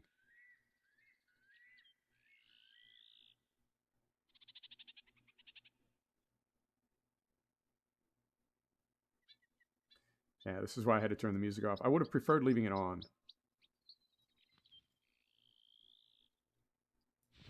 But had to turn it off.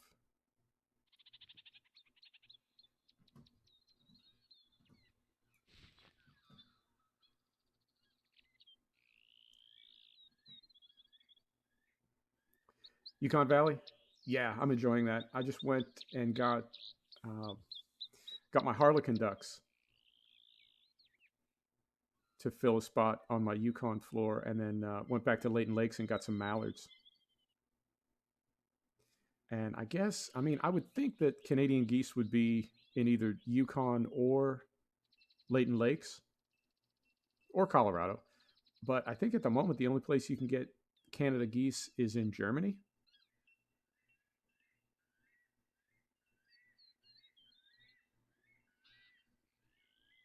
Thought I heard something.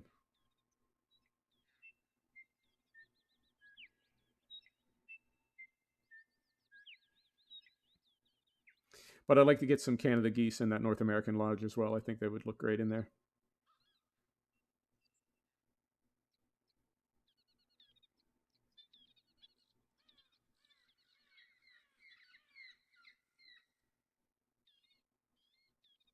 I'm hearing something moving around.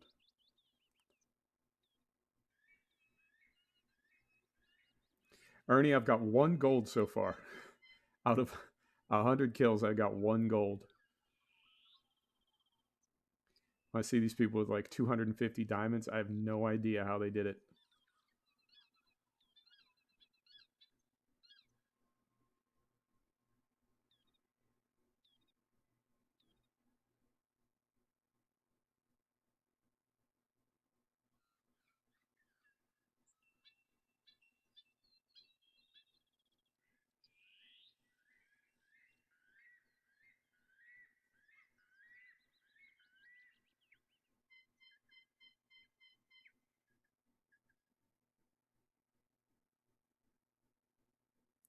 These things look like little goats. You just have 1 gold. It's tough, man. Oh, here we go. Getting closer.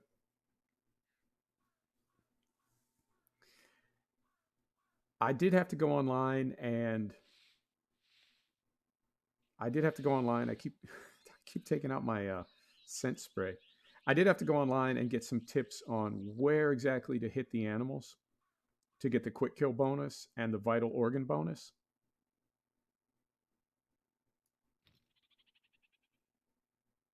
There he is. Oh, fantastic. All right. And of course, he is walking directly into my stink.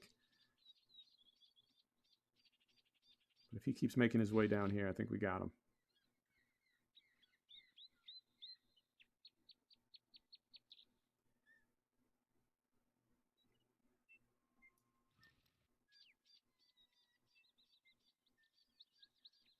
I think it's based on weight. Well, you've got to hit all 4 of your goals on your kill. And then if the animal is max weight, where'd he go? Where'd he go? Then if your animal is max weight, there he is.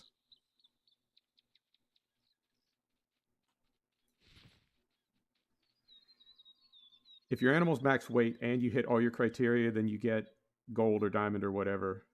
But even if you hit all 4 of your goals, pardon me, even if you hit all 4 of your goals,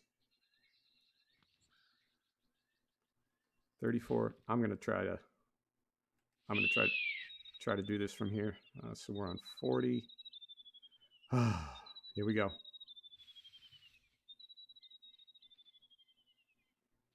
And he turns. Sigh. Coming back.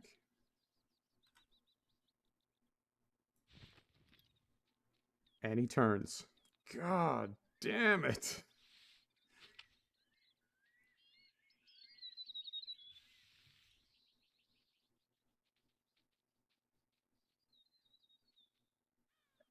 And I believe the game does use some kind of ray casting tech. So if they're behind a tree, if they're behind a bush, even if it's like a leaf, right? As long as there's any type of like visual blockage, if they're using ray casting, then you're not going to hit. So the animals do have to be in the clear before you can take your shot. JFC, there he goes. But you know what? I am trying to play as realistically as possible. I didn't want to shoot him in the butt. All right. Well, we'll see if we get more.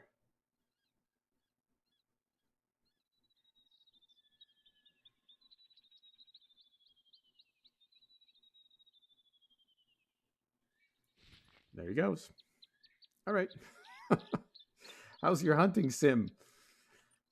Sigh. What did we say? 4:30 to 8, and it is 5:15. So hopefully we'll have another try. Are you still back up there making noises at us? Oh, it's a female now. All right. The criteria for max kill, though, I want to say they are proper ammunition for that class, 2 shots or less, hit a vital organ, and don't damage the trophy parts of the animal.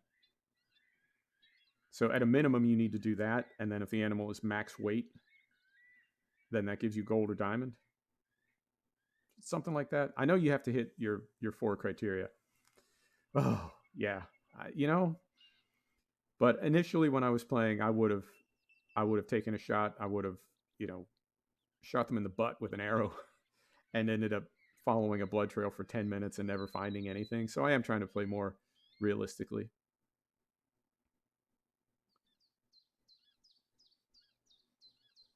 Now, there's supposed to be a mechanic in the game for like herd management, but I don't know. There's like a controversy about it. People say that it is a thing, and then other people say that it is not a thing. And essentially what you do is you harvest the biggest males and you harvest like a select number of females, and somehow that, oh, here he comes. Somehow that causes the herd to like grow stronger or something. He's right there. It's a female, but we gotta get some hunting done here.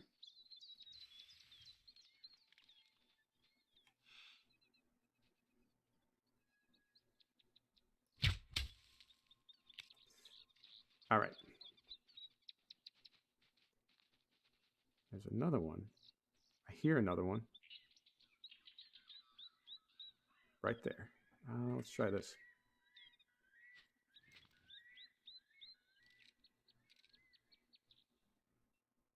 Right there. No, they're gone. All right. Well, that's 2 of the new animals. We need...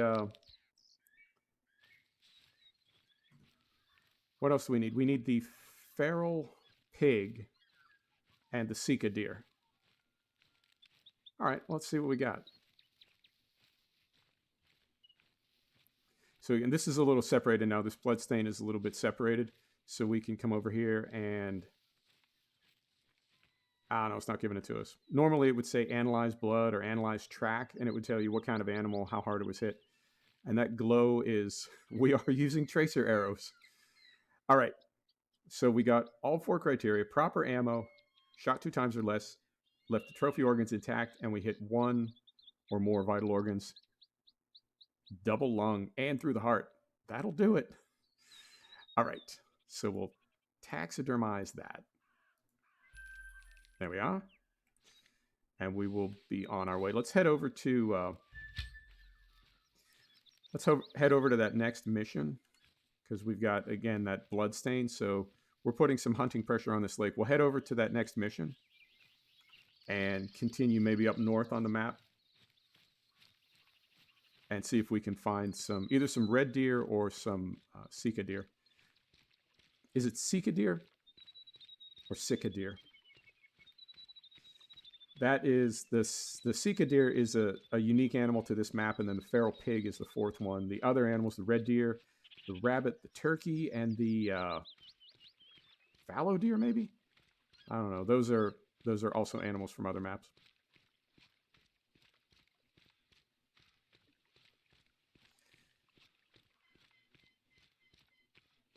Hunting the way I do, using the need zones quite a bit, I think not using the ATV is really helping me. When I was roaring around on the ATV, I was going right past need zones and not discovering them.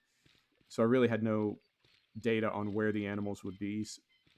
So walking, I mean, obviously it takes a lot longer than the ATV. It takes longer than the quad, but I find I'm like discovering the map and finding all those need zones. So we'll head up north. We'll get this mission done, and then we'll head up north. Now, it seems like they sort of hand you some animals when you start. So it's possible that by doing this mission, it will point us at an area of the map where there are animals, and we can just go harvest those. I feel like I don't know, it gives you like a little booster, you know, kind of get you started.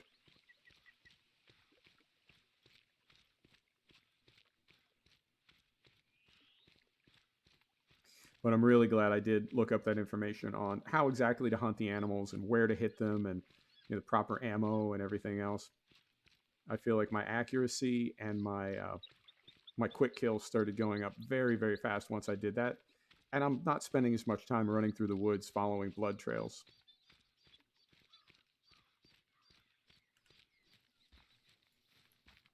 All right, so we'll go here. Is there... I don't know if this is the bottom of the map or if this is down here. I think this is, and this is just something we'll see. Whoa. Something we'll see off in the distance. Right, because it's kind of blacked out. And I don't think there's any way to get down there. Like when we cross into this area right here, we'll get a gold bounding box around it. So we'll see where that bounding box ends. But I think this part of the map is OB. I don't think we can go down there. Which is fine. The maps are massive. There is no... I'm not like in any way complaining that the maps aren't big enough. They are absolutely gargantuan. And with the way that I'm playing right now with walking and running instead of using the quad, it is definitely... yeah, it's just a super chill game. And look at this lighting, man. It is... I think one of the best looking nature games I've ever seen. This game is to nature what Division 2 is to cities and urban settings. It's just something about it, man. It just like captures the feeling of being in the backcountry. It's amazing. I am noticing I'm not seeing a lot of tracks, and it could be because we're on the edge of the map, but on most of the other maps that I've been on, if we were running like this, we would be seeing tracks absolutely everywhere.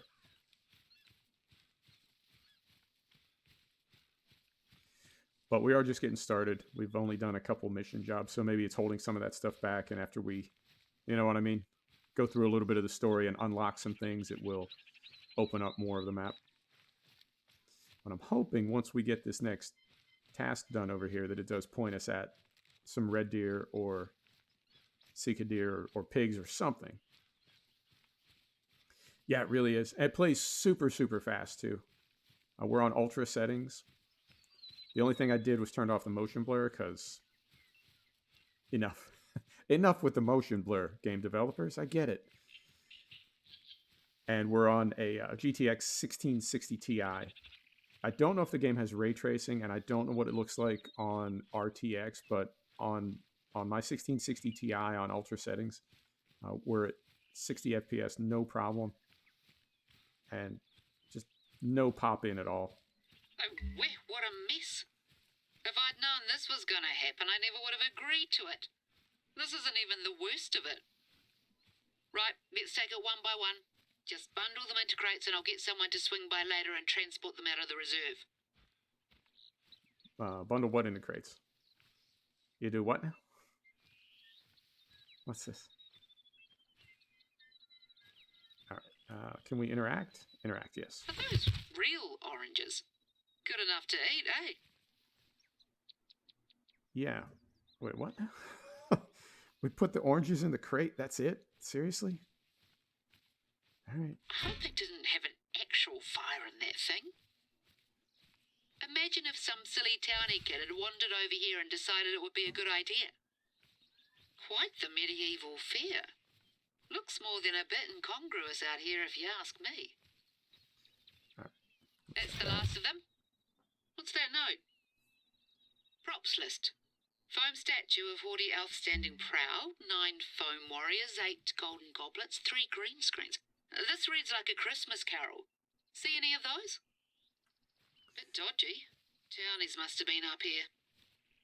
Well, even though this isn't our mess to clean up, I should probably ask around and see if anyone knows what's happened to the missing props. The last thing we need is to get blamed for this. Maybe they did a very selective sweep. I'll see if anyone has a bigwig's numbers. Thanks for your help, Eho. Let's move on. Made $1,000. Yeah, I could do without the story mode. Before you head off and film your hunts, first we've got to set the scene, so to speak. The marketing team's looking for some photos for the reserve website, something to give people a taste of what this place has to offer. Now that we've dealt with that bloody mess, you think you could head over to Lake Wakaiti and snap a few shots for us? There's a willow tree there growing right out of the water that all the influencers or whatever they call themselves go bonkers for. We got a little overly reliant on these tentpole releases. Well, I say more tents and fewer releases. Does that work? Nah, you're right. It does make for a good photo op, I'll give it that. Okay, so the lake they want us to go to is the lake we just came from. I think if we had done the story mode, it's possible that they would have sent us to that lake. Well, I mean, story mode would have sent us to that lake anyway, but maybe that's where we were supposed to get our first kill. But I really don't want to go back there. So I'm going to fast travel here to save a little bit of walking. Let's go get this point down here and see if we come across anything between here and there. And that is that way. Yeah, every map has a weird storyline. I know in Yukon Valley, the guy starts talking about how his daughter is angry and doesn't want to do things with the family. And it's like, whoa, whoa, whoa. Come on, man. It's just a hunting game. I don't need that sort of pressure. It's too much. So I don't know. I could do without the story, but you do make a lot of money. As in some of the later missions, you get like 4,000 and 5,000. And that definitely helps out. Hang on, I gotta have some water.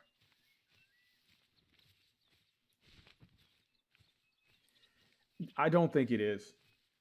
I mean, to me, it's not really adding anything. And I feel like they could do the same thing with, I don't know. They could certainly give you a bunch of tasks to do. The Friday, you saying the story sounds really weird? I think it does sound really weird. And this is this is one of the more tame ones. The one on Rocky Mountain, they're talking about like government agencies and conspiracy theories, and yeah, it's all a bit weird. All right, hang on. What we got here? Interesting. Male feral pig, hell yeah. And feral pig is a 4, so we can hunt them with the 6.5 millimeter, which I would prefer. So the wind is going the right way. I think they may be down in this little draw right here. I hope they are.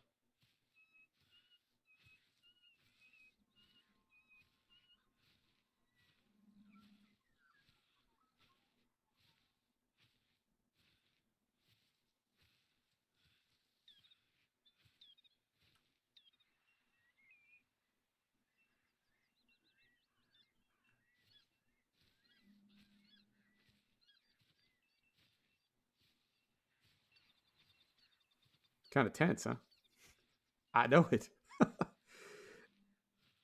It is. It does feel like hunting in that way. That there is almost a buildup.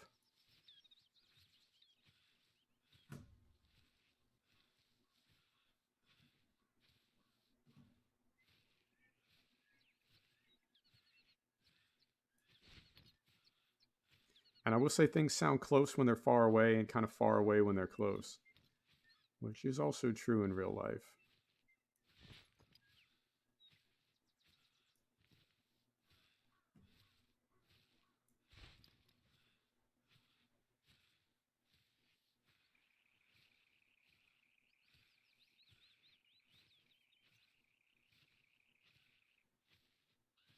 Angle of the sun is not helping me out right now either.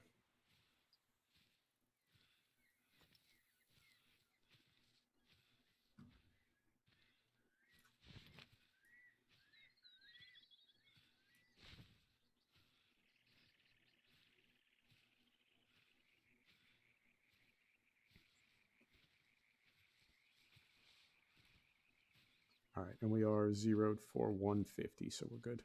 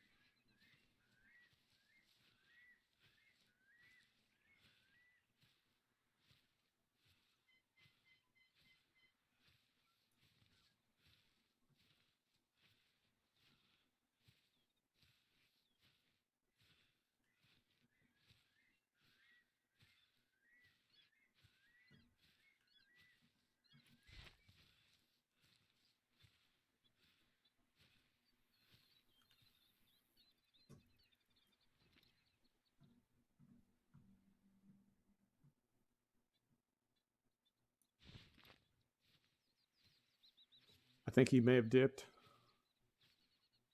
If he was drinking, he may have taken off. Yeah. I mean, there's tracks down here. Let's see where. He's right there. Saw him. There he is. He's right there. 162. Let's do it. Turn for me. Is he coming this way? Is he going up the hill? Oh, damn it.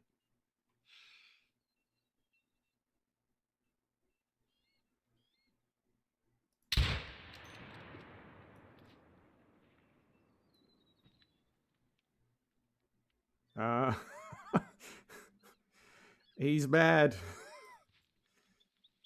I was curious if they would attack. I don't know if he is or not. It's raining. I can't see anything.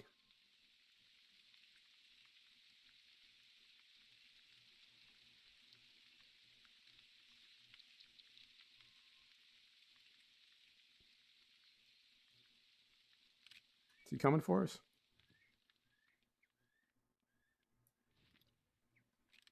All right. Let's go take a look. See if we got us a pig.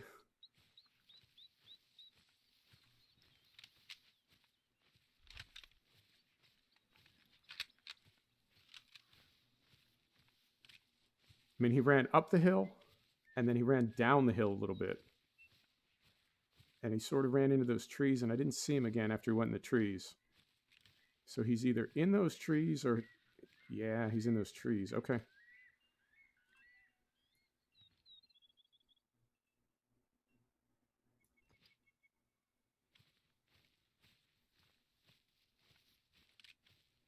Oh, you know what? Let's try this. Let's go with the lever gun. Right. It's a brush gun. That's what it's for.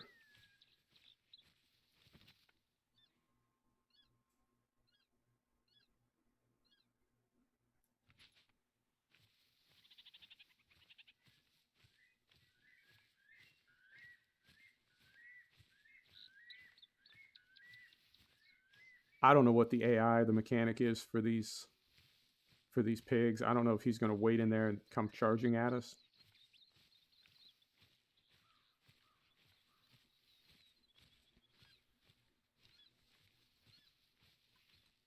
All right, so that's him. Feral pigs may look all cute and cuddly, but you get on their bad side and you'll get nothing but a sore rump for your troubles. They're voracious feeders too, so no need to ask for my permission to shoot on sight.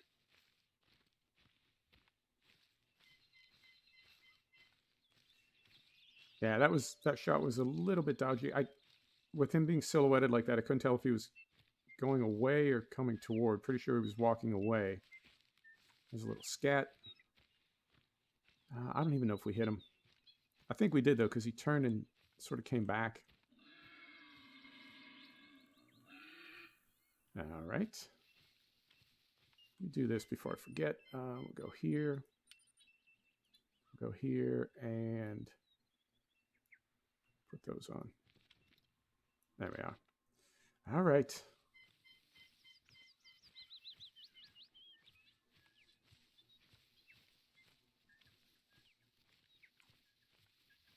Yeah, no blood. Oh, yeah, here's some blood. Okay, so we did hit him.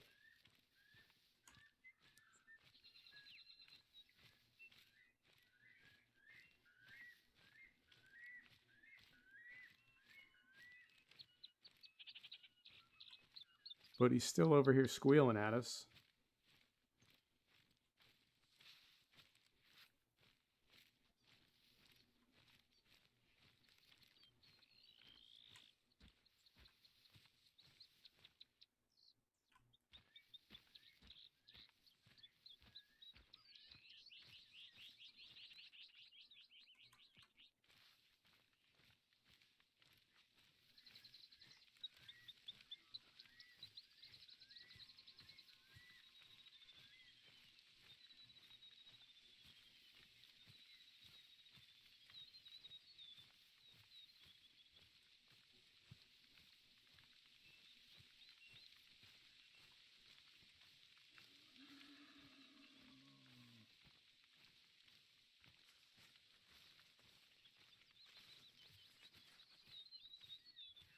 I don't know if it's the same one. If he, like, looped around.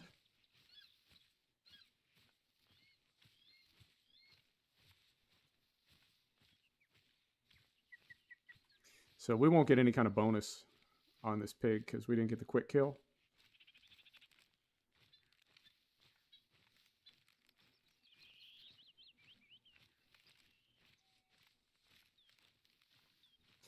I'm curious now if we get him at all.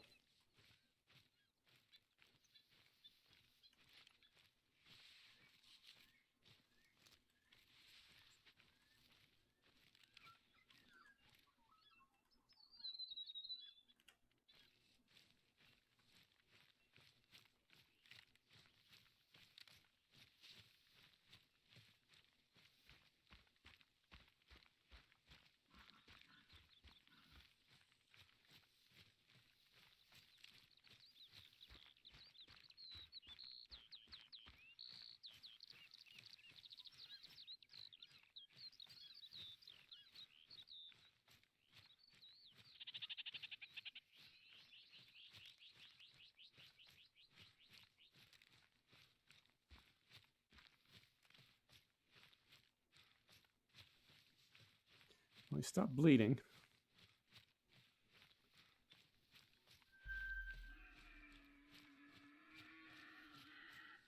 Oh, that sounds lovely. He stopped bleeding and he's running, so we may or may not get him.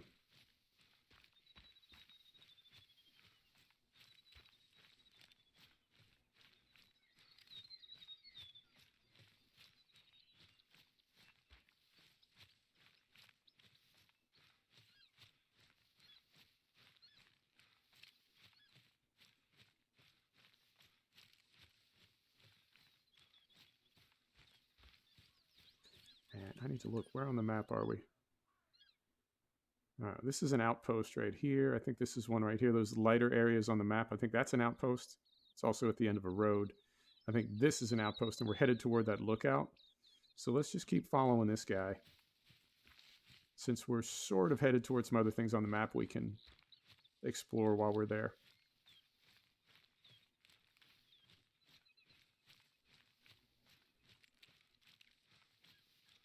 So the wind is in our favor right now.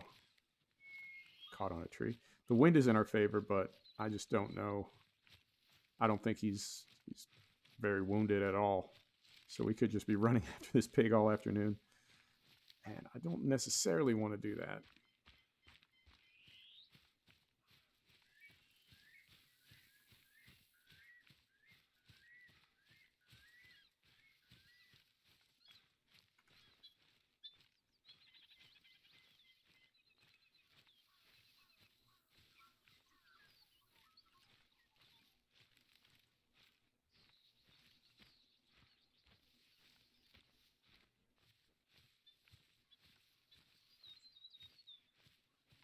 Just now.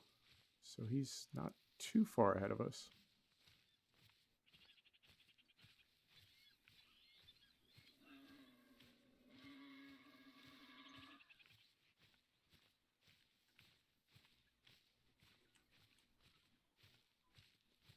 I keep hearing these, they're male pigs barking at us. And I don't know if it's the one that we're after or if it's other ones that we're passing.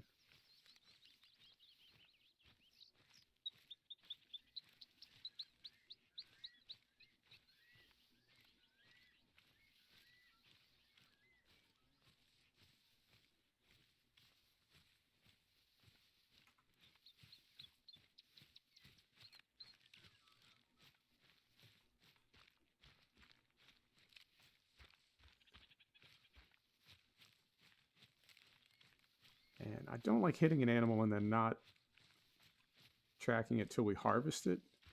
But at a certain point, we will have to give up and continue exploring the map. I hate to do that, though.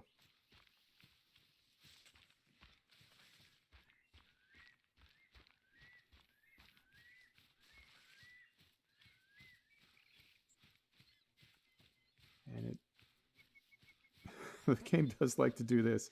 It gives you a track, and then it's like the animal just disappeared. There it is. You got to kind of cast about till you find it again. There he goes. Is that him? Something. What?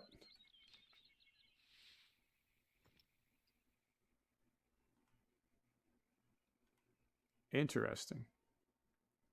All right. Well,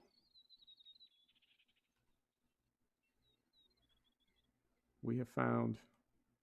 There we go. That's got to be him. It's got to be him. He's limping. That's got to be him.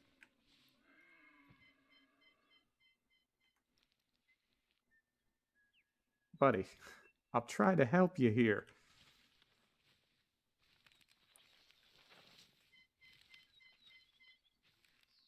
Is he?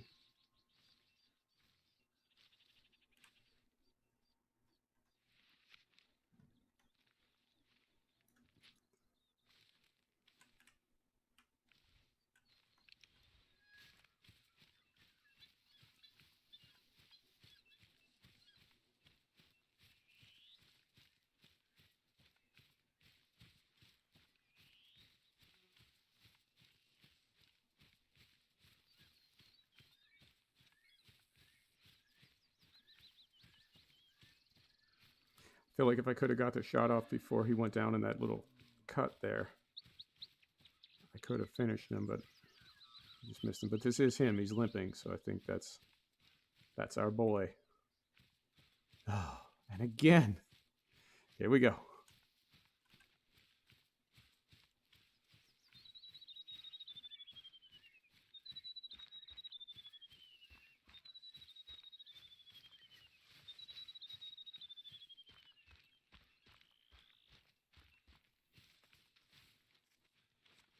Caught in a tree.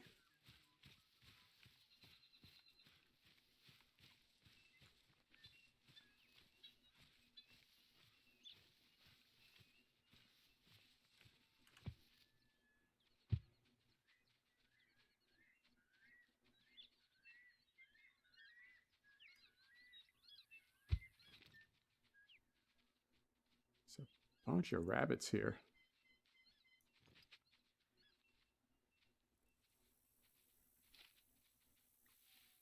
And while we're here.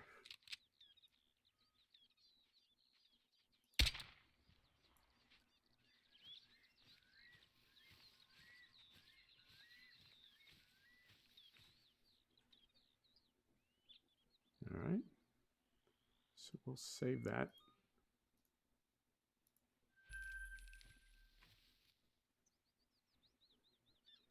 All right. And continue on our way.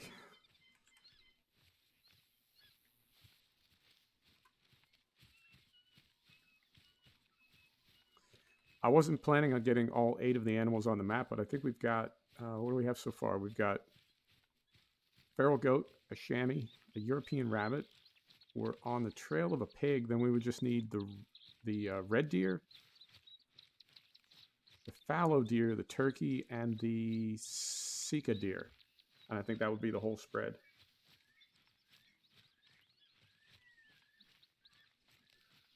This pig is kind of pissing me off.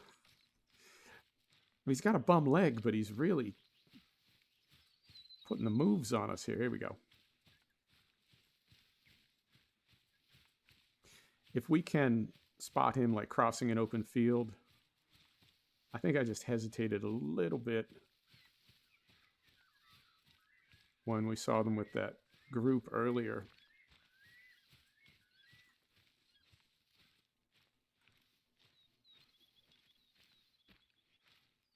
I didn't know he'd be gathered in there with him. So I was kind of looking at the other animals instead of him. And there we go.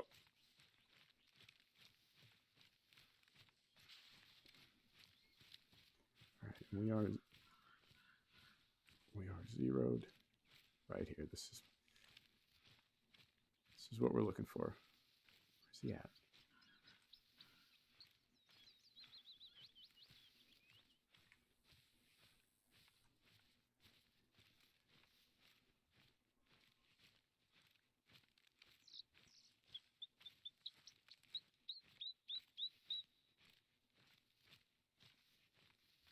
Oh yeah, what's it like for photos?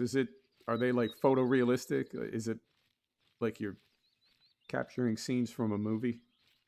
Because what I saw yesterday was just an absolutely unbelievable render.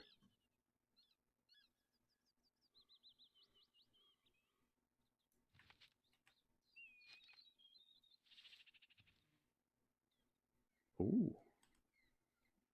There's a male fallow deer, 163. Let's do it.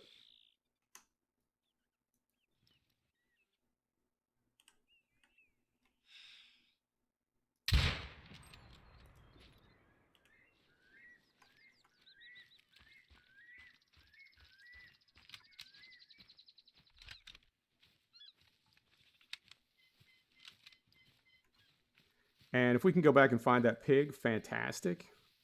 And if not, you know, we'll have to move on. It's a big map. I don't want to spend the whole episode chasing one wounded pig. Although, I don't know who's chasing who. Maybe he's following us. Unknown.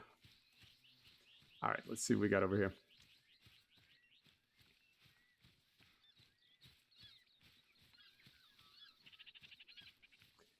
You know, we're able to one-shot the feral goat and the chamois and this fallow deer. Oh, that's a good-looking deer. Let's see how we did. Beautiful. I mean, we got a silver. It's not bad. We got all 4 of our criteria. A little bit high on that hit. We could have been a little bit lower. But I'll take it. All right. There you go. Pretty close to real life. Yeah, I suspected it might be. I mean, this says this is where we hit that guy, was it not? Yeah. Oh no, this is where we hit the rabbit. You know what? What's that OCD? Who's that right there? It's another fallow deer. I don't want to burn this area up a whole lot right now, so let's go back and see if we can find those pig tracks and keep following him. I mean, we've got some other animals. we did get some hunting done today, so let's see if we can track that pig down and close it out on a high note. You know what I mean? And what else we did need? A Seeka deer, a red deer, and a turkey. See if we can find them. But I have to say, I am having, like, I don't typically have this kind of luck. I typically post up in a tree stand. I don't normally get targets of opportunity like this, so I am enjoying that aspect.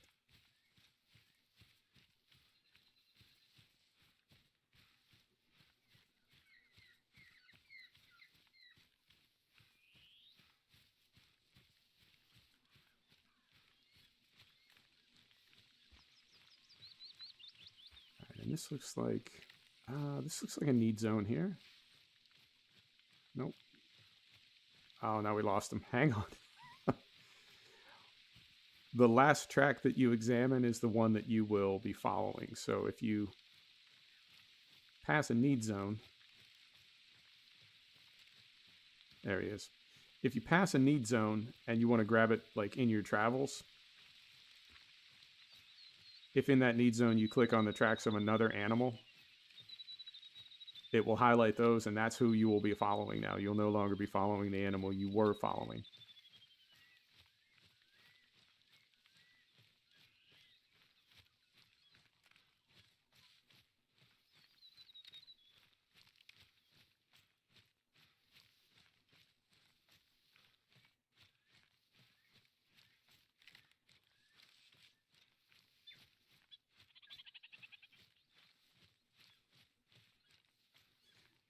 And I'll tell you what, this pig is hauling ass for having been shot in the leg. He is. All right, so we're over here now. And then from here, where's he go? Here? Those point back this way. And then here. What?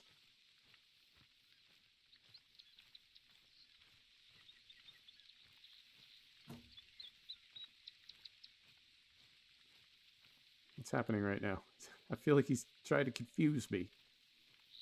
It's over here. So then that's got to be over here. Okay. Let's go back that way.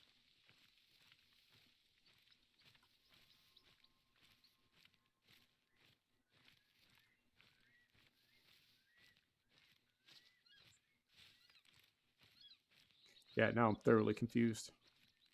These are all going back this way.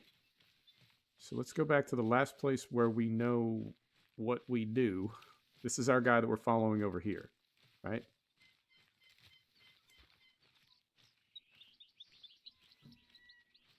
No? Where's our guy?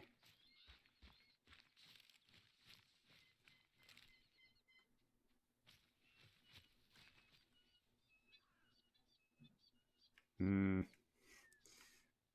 very confused. This is our guy. Right here. No. Something's gone horribly wrong because these are all facing the other way now. I'm gonna say that's bugged out. All right, let's go here because this is a little bright spot. So there may be something of interest here. Then we'll go get this outpost right here. Then we'll go get this lookout down here. All right, here we go.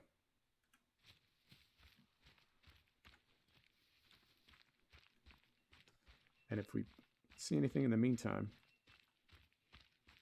Fallow deer aren't perhaps the most glamorous animal on offer in the reserve, but trophy lovers the world over go mad for those palmated antlers. If you're after one, stay down. You've keen eyesight and flee quickly.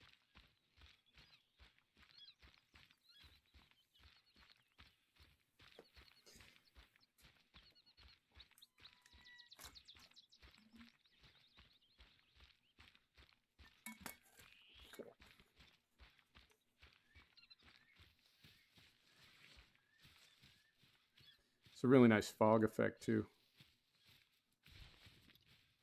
When we were headed up that hill, the first time we saw that pig, when he was sort of backlit and in the fog, the animals just absolutely disappear. Very, very hard to spot.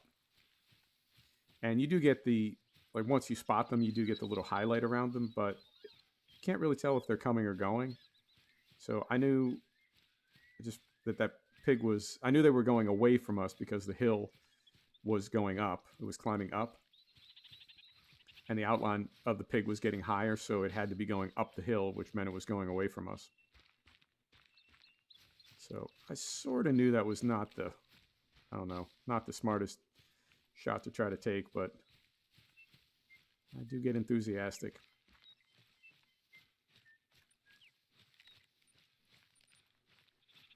All right, let's see what this is.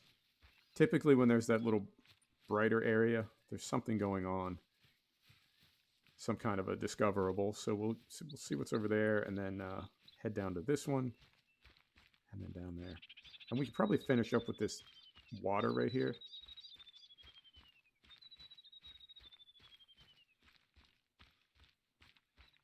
Is this another outpost?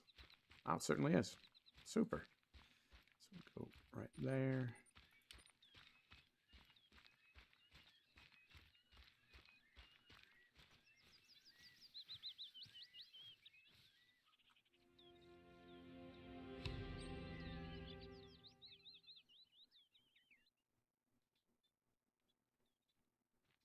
All right, and then from here, we're going right there. And what time is it? It's not even 8 a.m. yet. I assume this fog will burn off as it gets warmer, but I know like Layton Lakes, on certain parts of the map, it's always raining. It just always seems to be raining and foggy.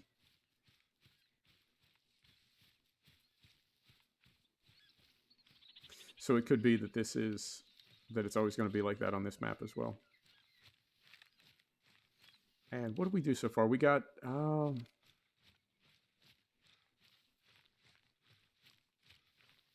know we got the fallow deer on the 6.5mm. We got the rabbit on the pistol.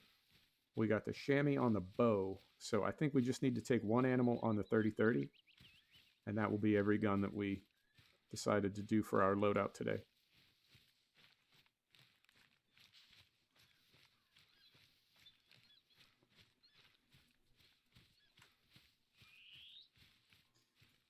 And when we came into this part of the park, we do have that yellow line right down there. So I think all this is off limits. We might be able to see it, but I don't think we'll be able to go to those places, which is not a big deal because it's, I mean, in 2 hours of running around, we haven't even discovered all of this area, and there's 5 times that much more to explore. The maps are gargantuan. They really, really are.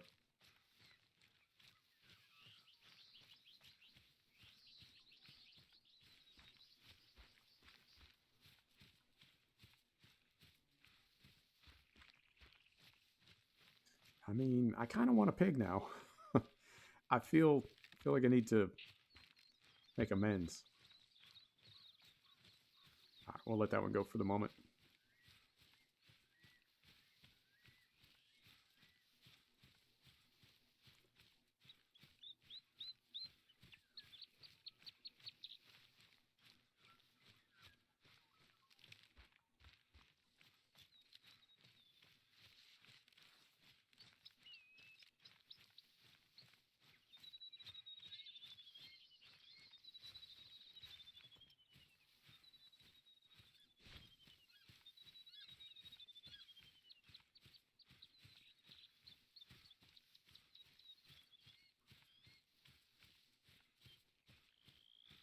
There we go.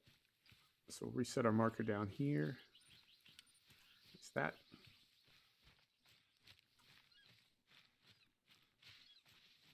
I mean, I guess there's just pigs everywhere.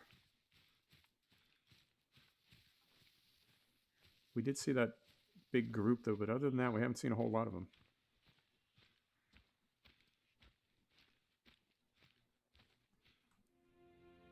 There we are. Beautiful. And we're going over here now.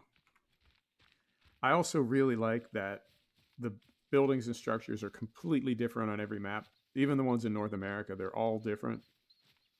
I feel like the devs really put a lot of time into making each of these places look very unique. And I don't see a lot of, I don't think they're reusing a lot of trees and textures and plants and that sort of thing. I mean, maybe a little bit of overlap between Colorado and southern Canada, and then between Canada and the Yukon, which I know technically the Yukon is in Canada, but on this map it looks like it's Alaska. But however they have it set up, I do feel like they've kept everything nicely segregated and really made an effort to keep the areas looking very unique and individual.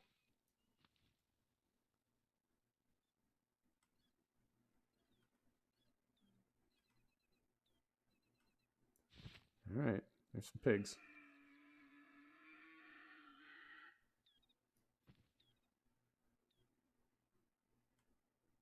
There's a big boy. Let's get him. Wind is good.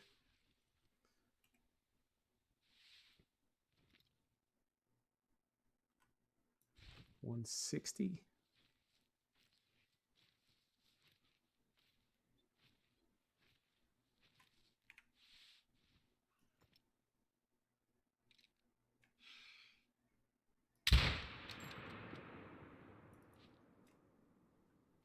Oh, not again. Not again.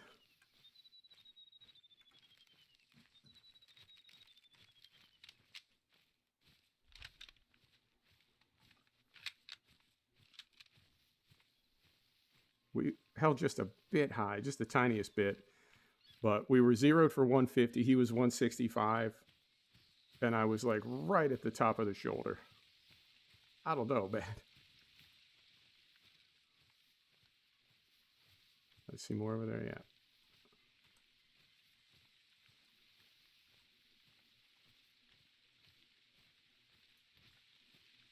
All right. Let's see what we got here. Oh man, there's so many tracks right now. Female. Male. Did we? I know we hit our guy. I need a big blood splatter to follow. My dude, where you at? Oh, this is a mess.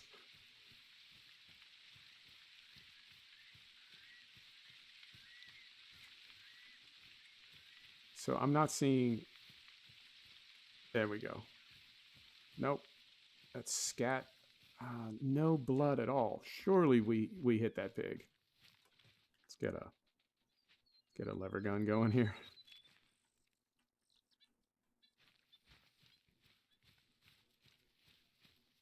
We just need some blood to follow. Walking, trot. I mean,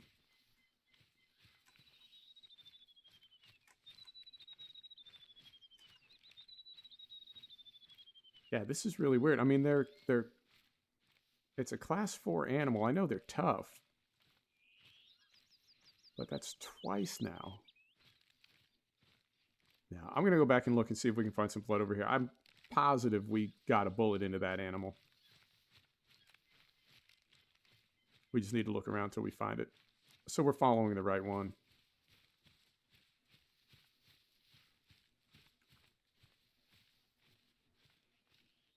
That's scat.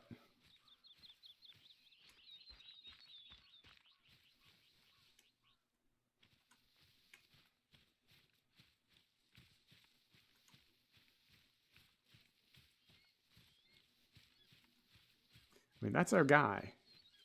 That's more scat. But he's not bleeding at all. Let's scout around this field a little bit and see if we can find some blood.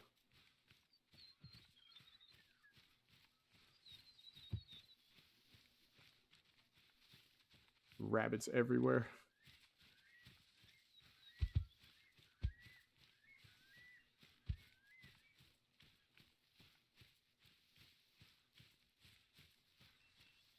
That's scat. So he was crossing this field, right? Right over here somewhere.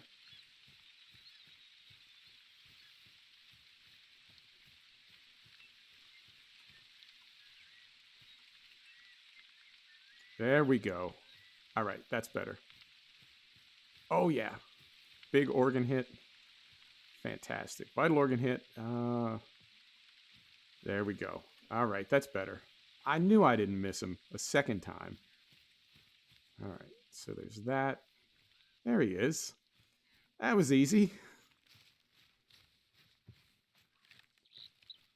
All right. So what do we get? We got a silver. I mean, that's a 200-pound pig. 170 meters on the shot. Yeah, a little bit high. A little bit forward. Hit the upper arm. Yeah, but I mean, we did. Yeah, we got all 4 criteria. All right. So we will taxidermize that one. All right. Now I feel better.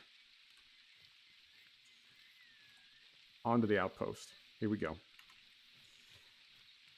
Yeah, I didn't want that to happen twice. That we left a wounded animal. Not a fan of that. Not in real life. Not in games. All right, so we'll go get this. And I think we can use our skill again. Let's see if we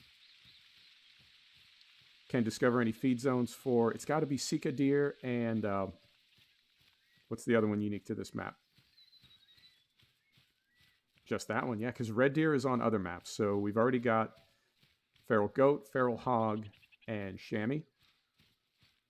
So we have 3 of the 4 unique animals. We just need to get the Seeka deer. Okay. All right.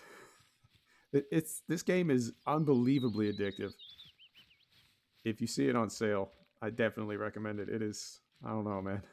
The maps are beautiful to play in. And the gameplay itself is just, I don't know. It's like a brain teaser. You're just constantly solving problems. All right, so we got another little point of interest here.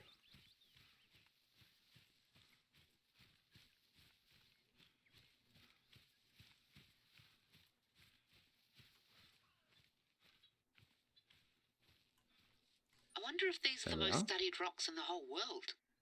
Got to be up there with Uluru and Balanced Rock. And what we'll probably do, once we get this one, let's use our skill and see if we can discover anything. And then what we may do is, just to close out this area, what we may do is fast travel to this hut right here, this outpost, and then run down here. Just so we can clear this whole area and see how many need zones we can find and if we can get that Seeka deer.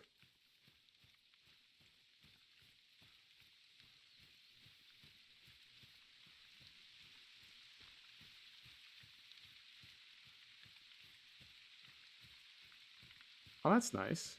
Looks like the plants are wet. I don't know. It's just kind of a different reflection. I've not seen that before.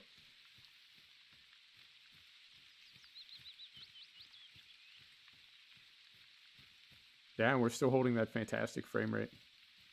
Very impressed with the way this game is optimized. I'm really glad I gave it another try, too. The first time I tried it, I wouldn't say that I didn't like it. I just didn't get it. You know, it didn't click for me.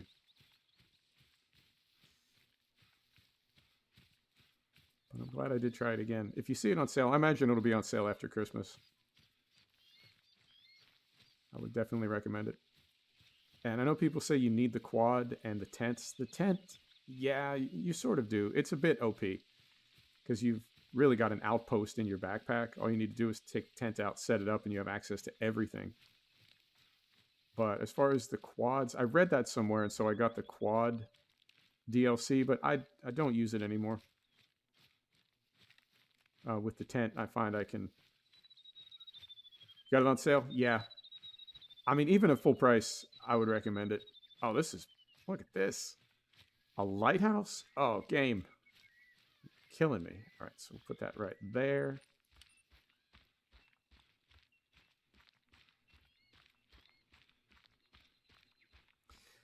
Yep, I got it. I got all the DLC for Black Friday, and I think it was about $50 for all of them. And then this one that dropped today was like $5. I think it's 20% off.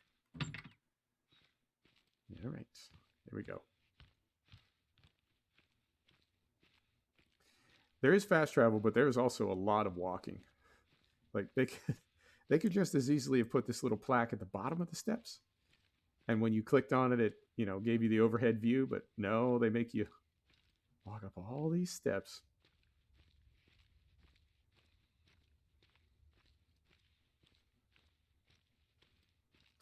And I do like that you need to very specifically select. I carry 2 guns and 1 bow at all times, and always 1 pistol, sometimes 2 pistols when I'm in the Yukon because of the wolves. All right, here we go. But I typically carry 1 big gun and 1 small gun, and then at least 1 pistol, sometimes 1 large pistol, 1 small pistol, and a single bow with 3 types of arrows. All right. And then where's our skill? If we go here and then here, activate that. There we go. Seeka deer. Seeka deer, come on. Give it to me. All right. Got a few things added. Got a lot of things added. All right. Let's see what we got. Feral pig, fallow deer, feral pig. Okay. I would say this is the feral pig part of the map. So let's move this pin over a little bit. We're going to place that there. Let's reset our skill, put our perk back on. There we go. And then we're going to fast travel to here. It's this thing right there. Feral goat. Okay, we'll fast travel to here. Run down to that last lookout tower. And we've been going about 2.5 hours. So if we...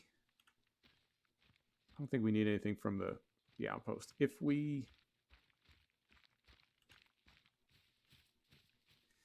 see the Seeka deer between here and the outpost, we'll try to take one. If we don't, we'll get down there, do our discovery, and then I think we'll call it for the day. Because, I mean, you can see how big the map is. We'd be running around a lot. I don't necessarily mind doing that, but you know what I mean? I don't want to spam you. Because this is... It is a lot of just running around. So when we get down here, I don't know, I guess we'll make a final choice, but let me know what you're thinking. Fallow deer.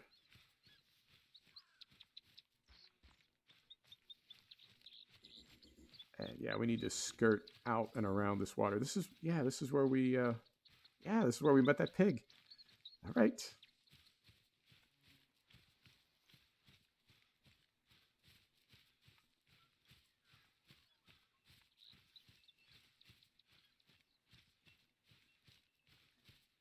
And it's several hours later in game. No, maybe an hour later in game.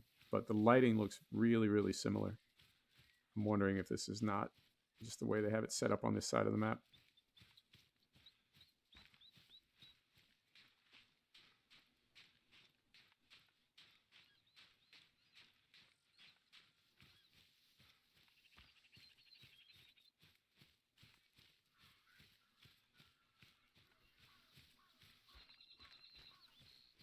Yep, more pigs.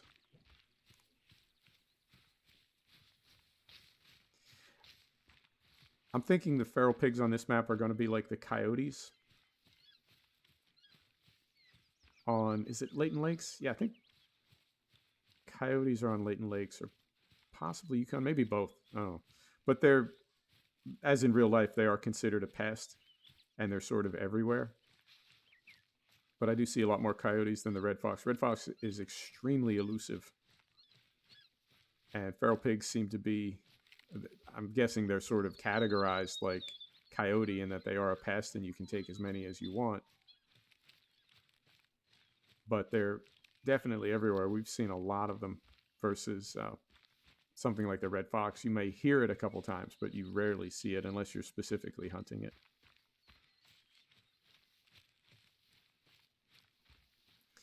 And we're going to get here quick. We've got that 30-minute cooldown on... 30-minute cooldown on the the skill that we used. Hang on. Who is that? That's a fallow deer. He is a big one, though.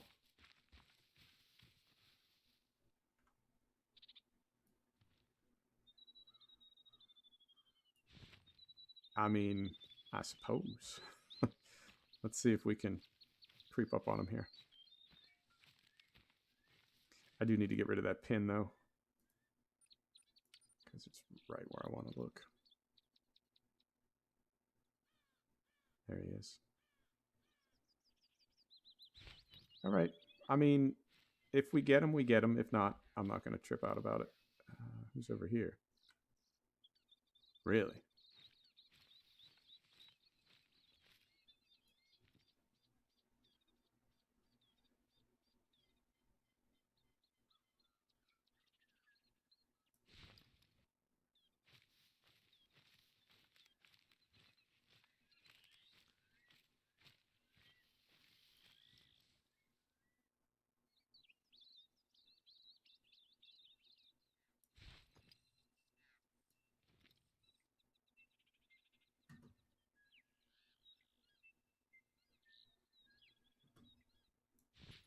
All right, I'm going to keep making my way to the lookout. If we get an opportunity for either one of those big males on the way down here, we'll maybe take it. Spooked. I mean, he's right there. We'll see. I mean, we got him trapped, I guess. Right? I mean, he can jet out of here on the east side. We can't really see down into that. Since we're up on top of this, I don't know, it's sort of a spur. Can't really see down on the other side, so he could maybe get out that way, but sort of got him trapped. And I'm told, again, I don't know how valid any of this stuff is, like the herd maintenance rumor. I don't know how valid that is. I've also heard people say that the animal behavior is modeled, like biologists work with them to model the behavior and make the animals behave, not exactly, but try to get them similar to how they behave in real life. I don't know how accurate that is or not. I know that their behaviors are different, but as far as how accurate, unknown.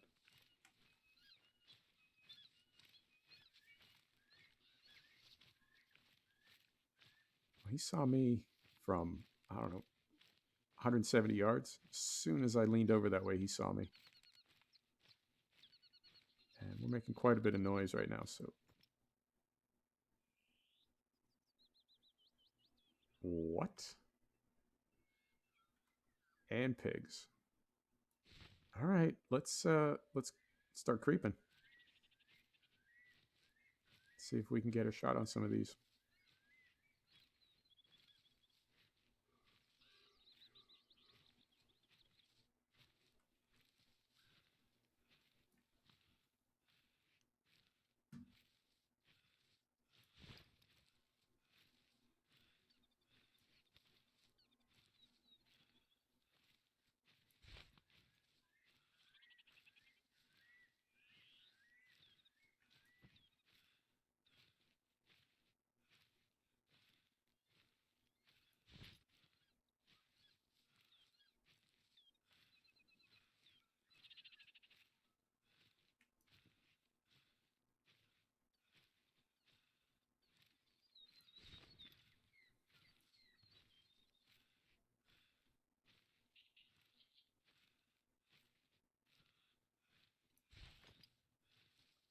He's kind of little. I saw some bigger ones in that group. And it is really tempting to just start blasting away. But I feel like I wasted a lot of opportunities. When I first started playing the game, I wasted a lot of opportunities by not being more selective. So let's see if we can find the biggest male down there.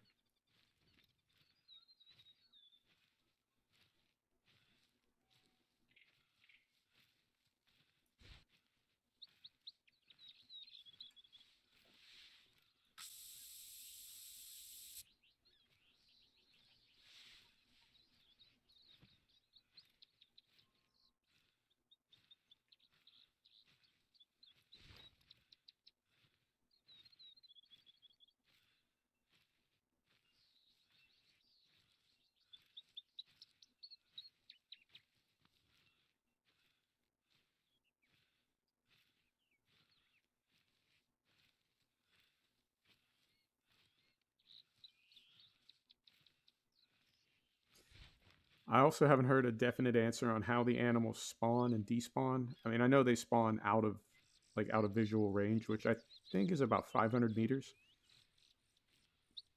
You can't see an animal further away than 500 meters.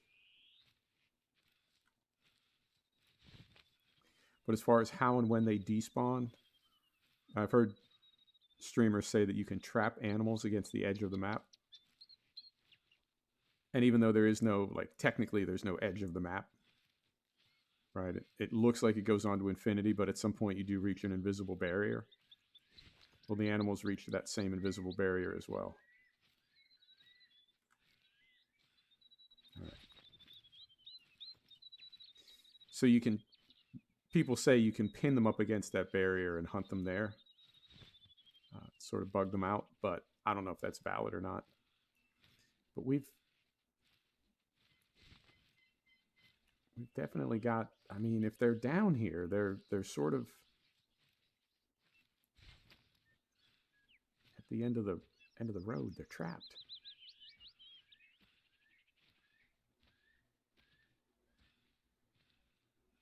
Not super critical. We already got one fallow deer today, so I don't think we need a second, but I kind of want one.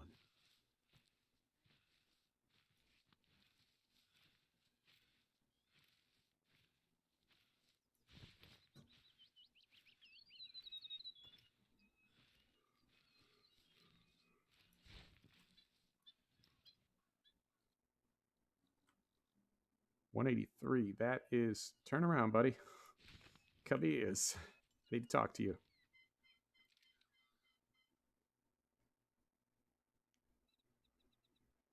If he turns broadside. God, I can't see which way he's facing. I think I see his chest right there. Yep. Oh, God, I should have waited just a second. Right, hold it right there. Nope, he's on the other side of a tree.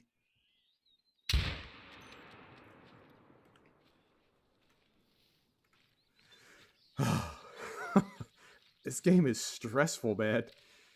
The animals are sneaky and wily. And it is a little bit, I mean, it's a video game, so you do have things like problems with ray casting, and things will kind of glitch out a little bit. Let's see if we got, I think we got a bullet in him. Let's see how good we did.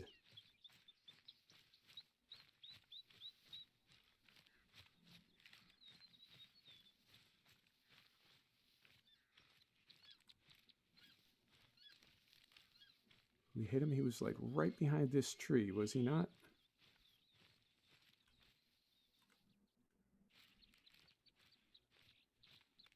Let's look for some blood. Scat.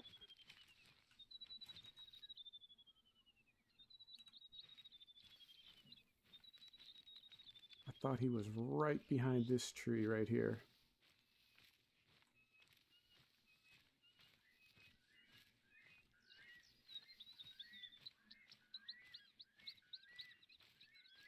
He was 163. We were zeroed at 150, and I was a little bit high. So again, you would think we at least got a bullet into him.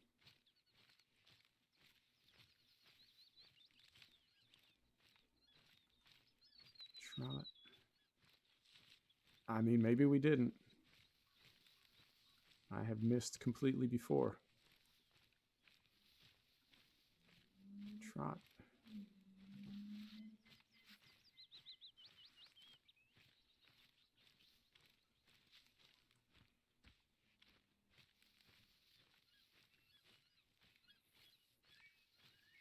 Yeah, I'm not seeing any kind of blood anywhere.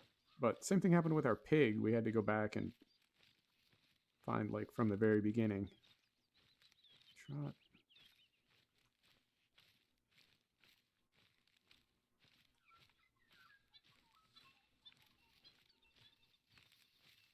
There's some blood. All right. Well, it's progress.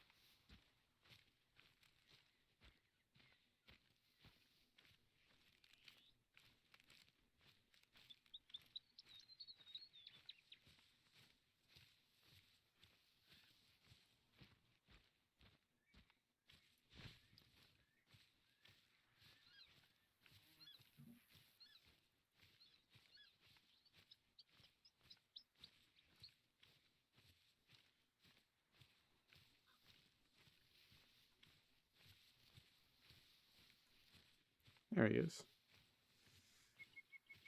I'm guessing we didn't get the quick kill because we didn't hit a vital organ. There would have been a bigger blood splatter. So I don't think we got the quick kill, but let's see how we did anyway.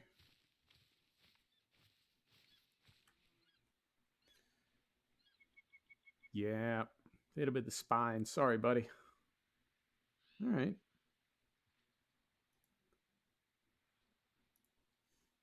So we will tax him up. There we go.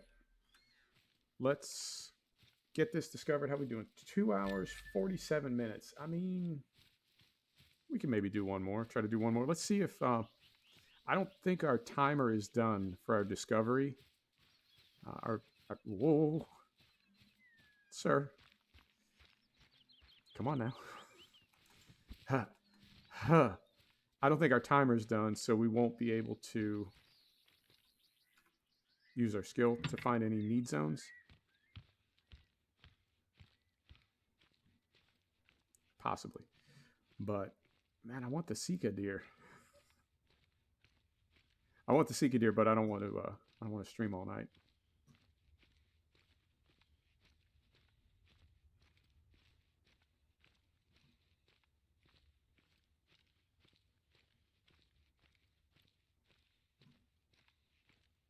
Tell you what, we'll do that. I guess it's a small lake. We'll do that small lake. We'll scout around the outside of that. We'll see if we can find any need zones. If we can, we'll post up there. If we can't, we'll just call it.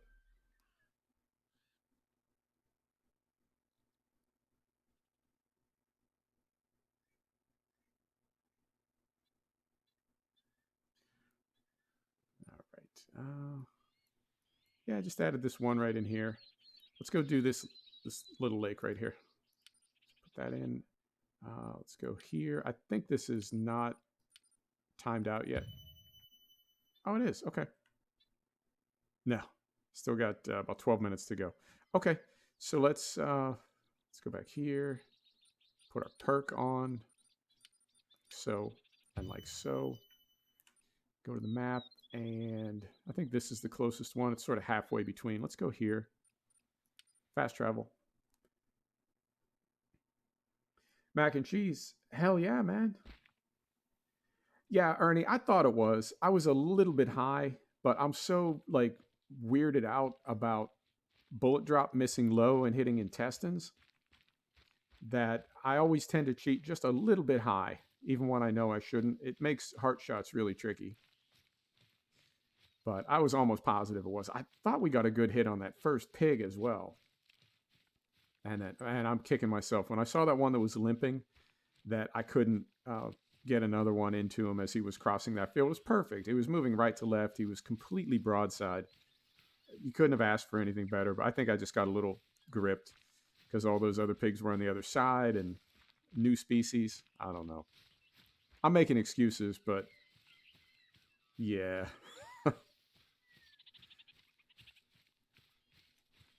All right, so we'll get these pigs, man. Pigs are everywhere on this map.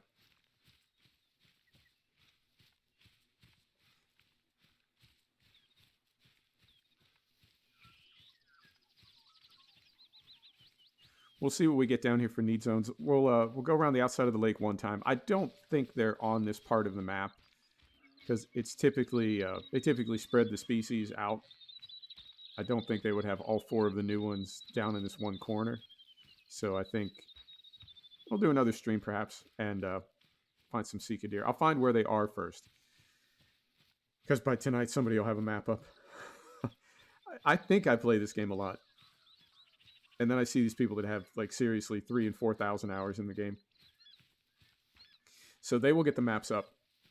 And when I find out where the Seeka deer live, I keep saying Seeka, it could be Seeka. But when we find out where those deer live, we will go there and hunt them. Whoa, hang on. Fallow deer. 251, that is a big boy.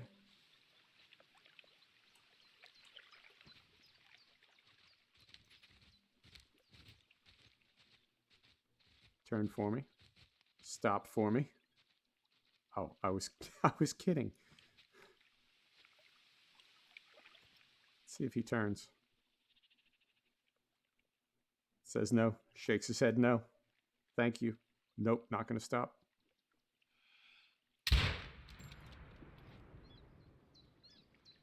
Here we go.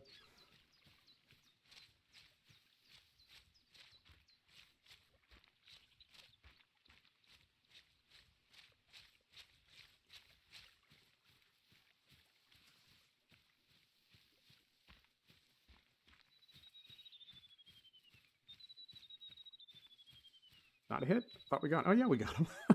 I thought he was going to be right there, and then I didn't see him, but I could have sworn he dropped as soon as we hit him. Hey, buddy. I mean, we got right lung. Does it give it to us? Yeah, it gives it to us. Hit one vital organ, so that counts. I mean, I'll take it. I'll take it. All right. So there's that. All right. Not the Seeka deer.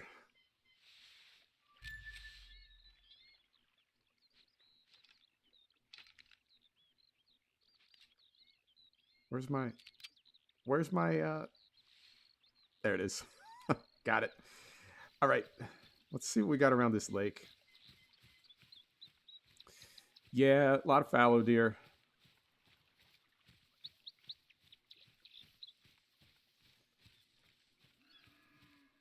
And a lot of pigs. I think we're just on a different part of the map. It's not a bad thing, but they do spread them out. So I'll find a map tonight. If we don't find Seeka deer around this lake, we'll call it. And then next episode, whenever that is, maybe over the weekend, we'll find some Seeka deer. And I've only been in North America. I have not done South America. I have not been to Africa, other than to just like open the map and take a look at the first outpost. But I haven't hunted on any of those maps. I haven't hunted in Germany. I haven't hunted in Spain, and I haven't hunted in Russia. So there, I know the what was that? What? What in the world was that?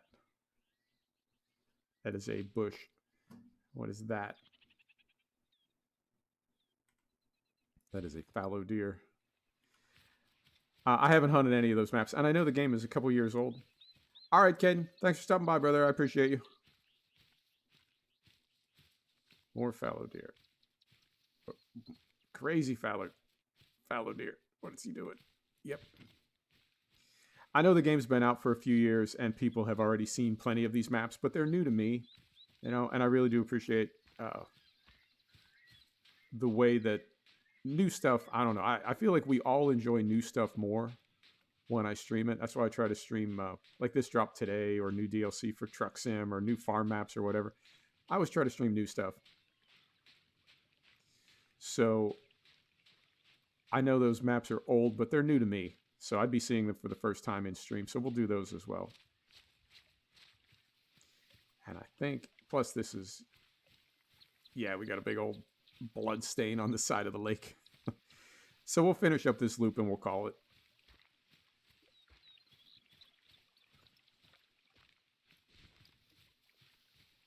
But definitely impressed by all parts of this game so far.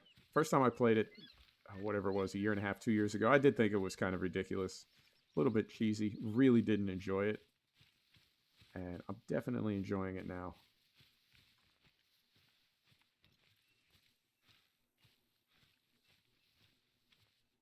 Ooh. No, he's just little. He had interesting fur, but he was tiny. All right. Let that guy live to fight another day. All right. I think we're done. I'm going to call it. Even if we do get the rest of the way around this lake, we need to let the hunting pressure cool off before we can hunt it again. So go ahead and call it. All right. There you have it. This is, what is it? Awaroa.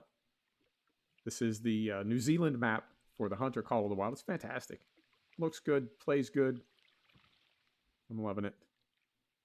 So we'll do... Yeah, it's the same one. We'll do Farm Sim tomorrow, Friday. I think I'm going to take Saturday off Saturday is, I think people are busy on Saturday. There's typically not a big crowd. So we'll take Saturday off and we'll do, I don't know, maybe we'll do X-Plane on Sunday. All right, Ernie. Thanks, brother. I appreciate that. Kind words. And yep, link to the game in the description if you want to buy it. See you next time. Take care, everybody. See ya.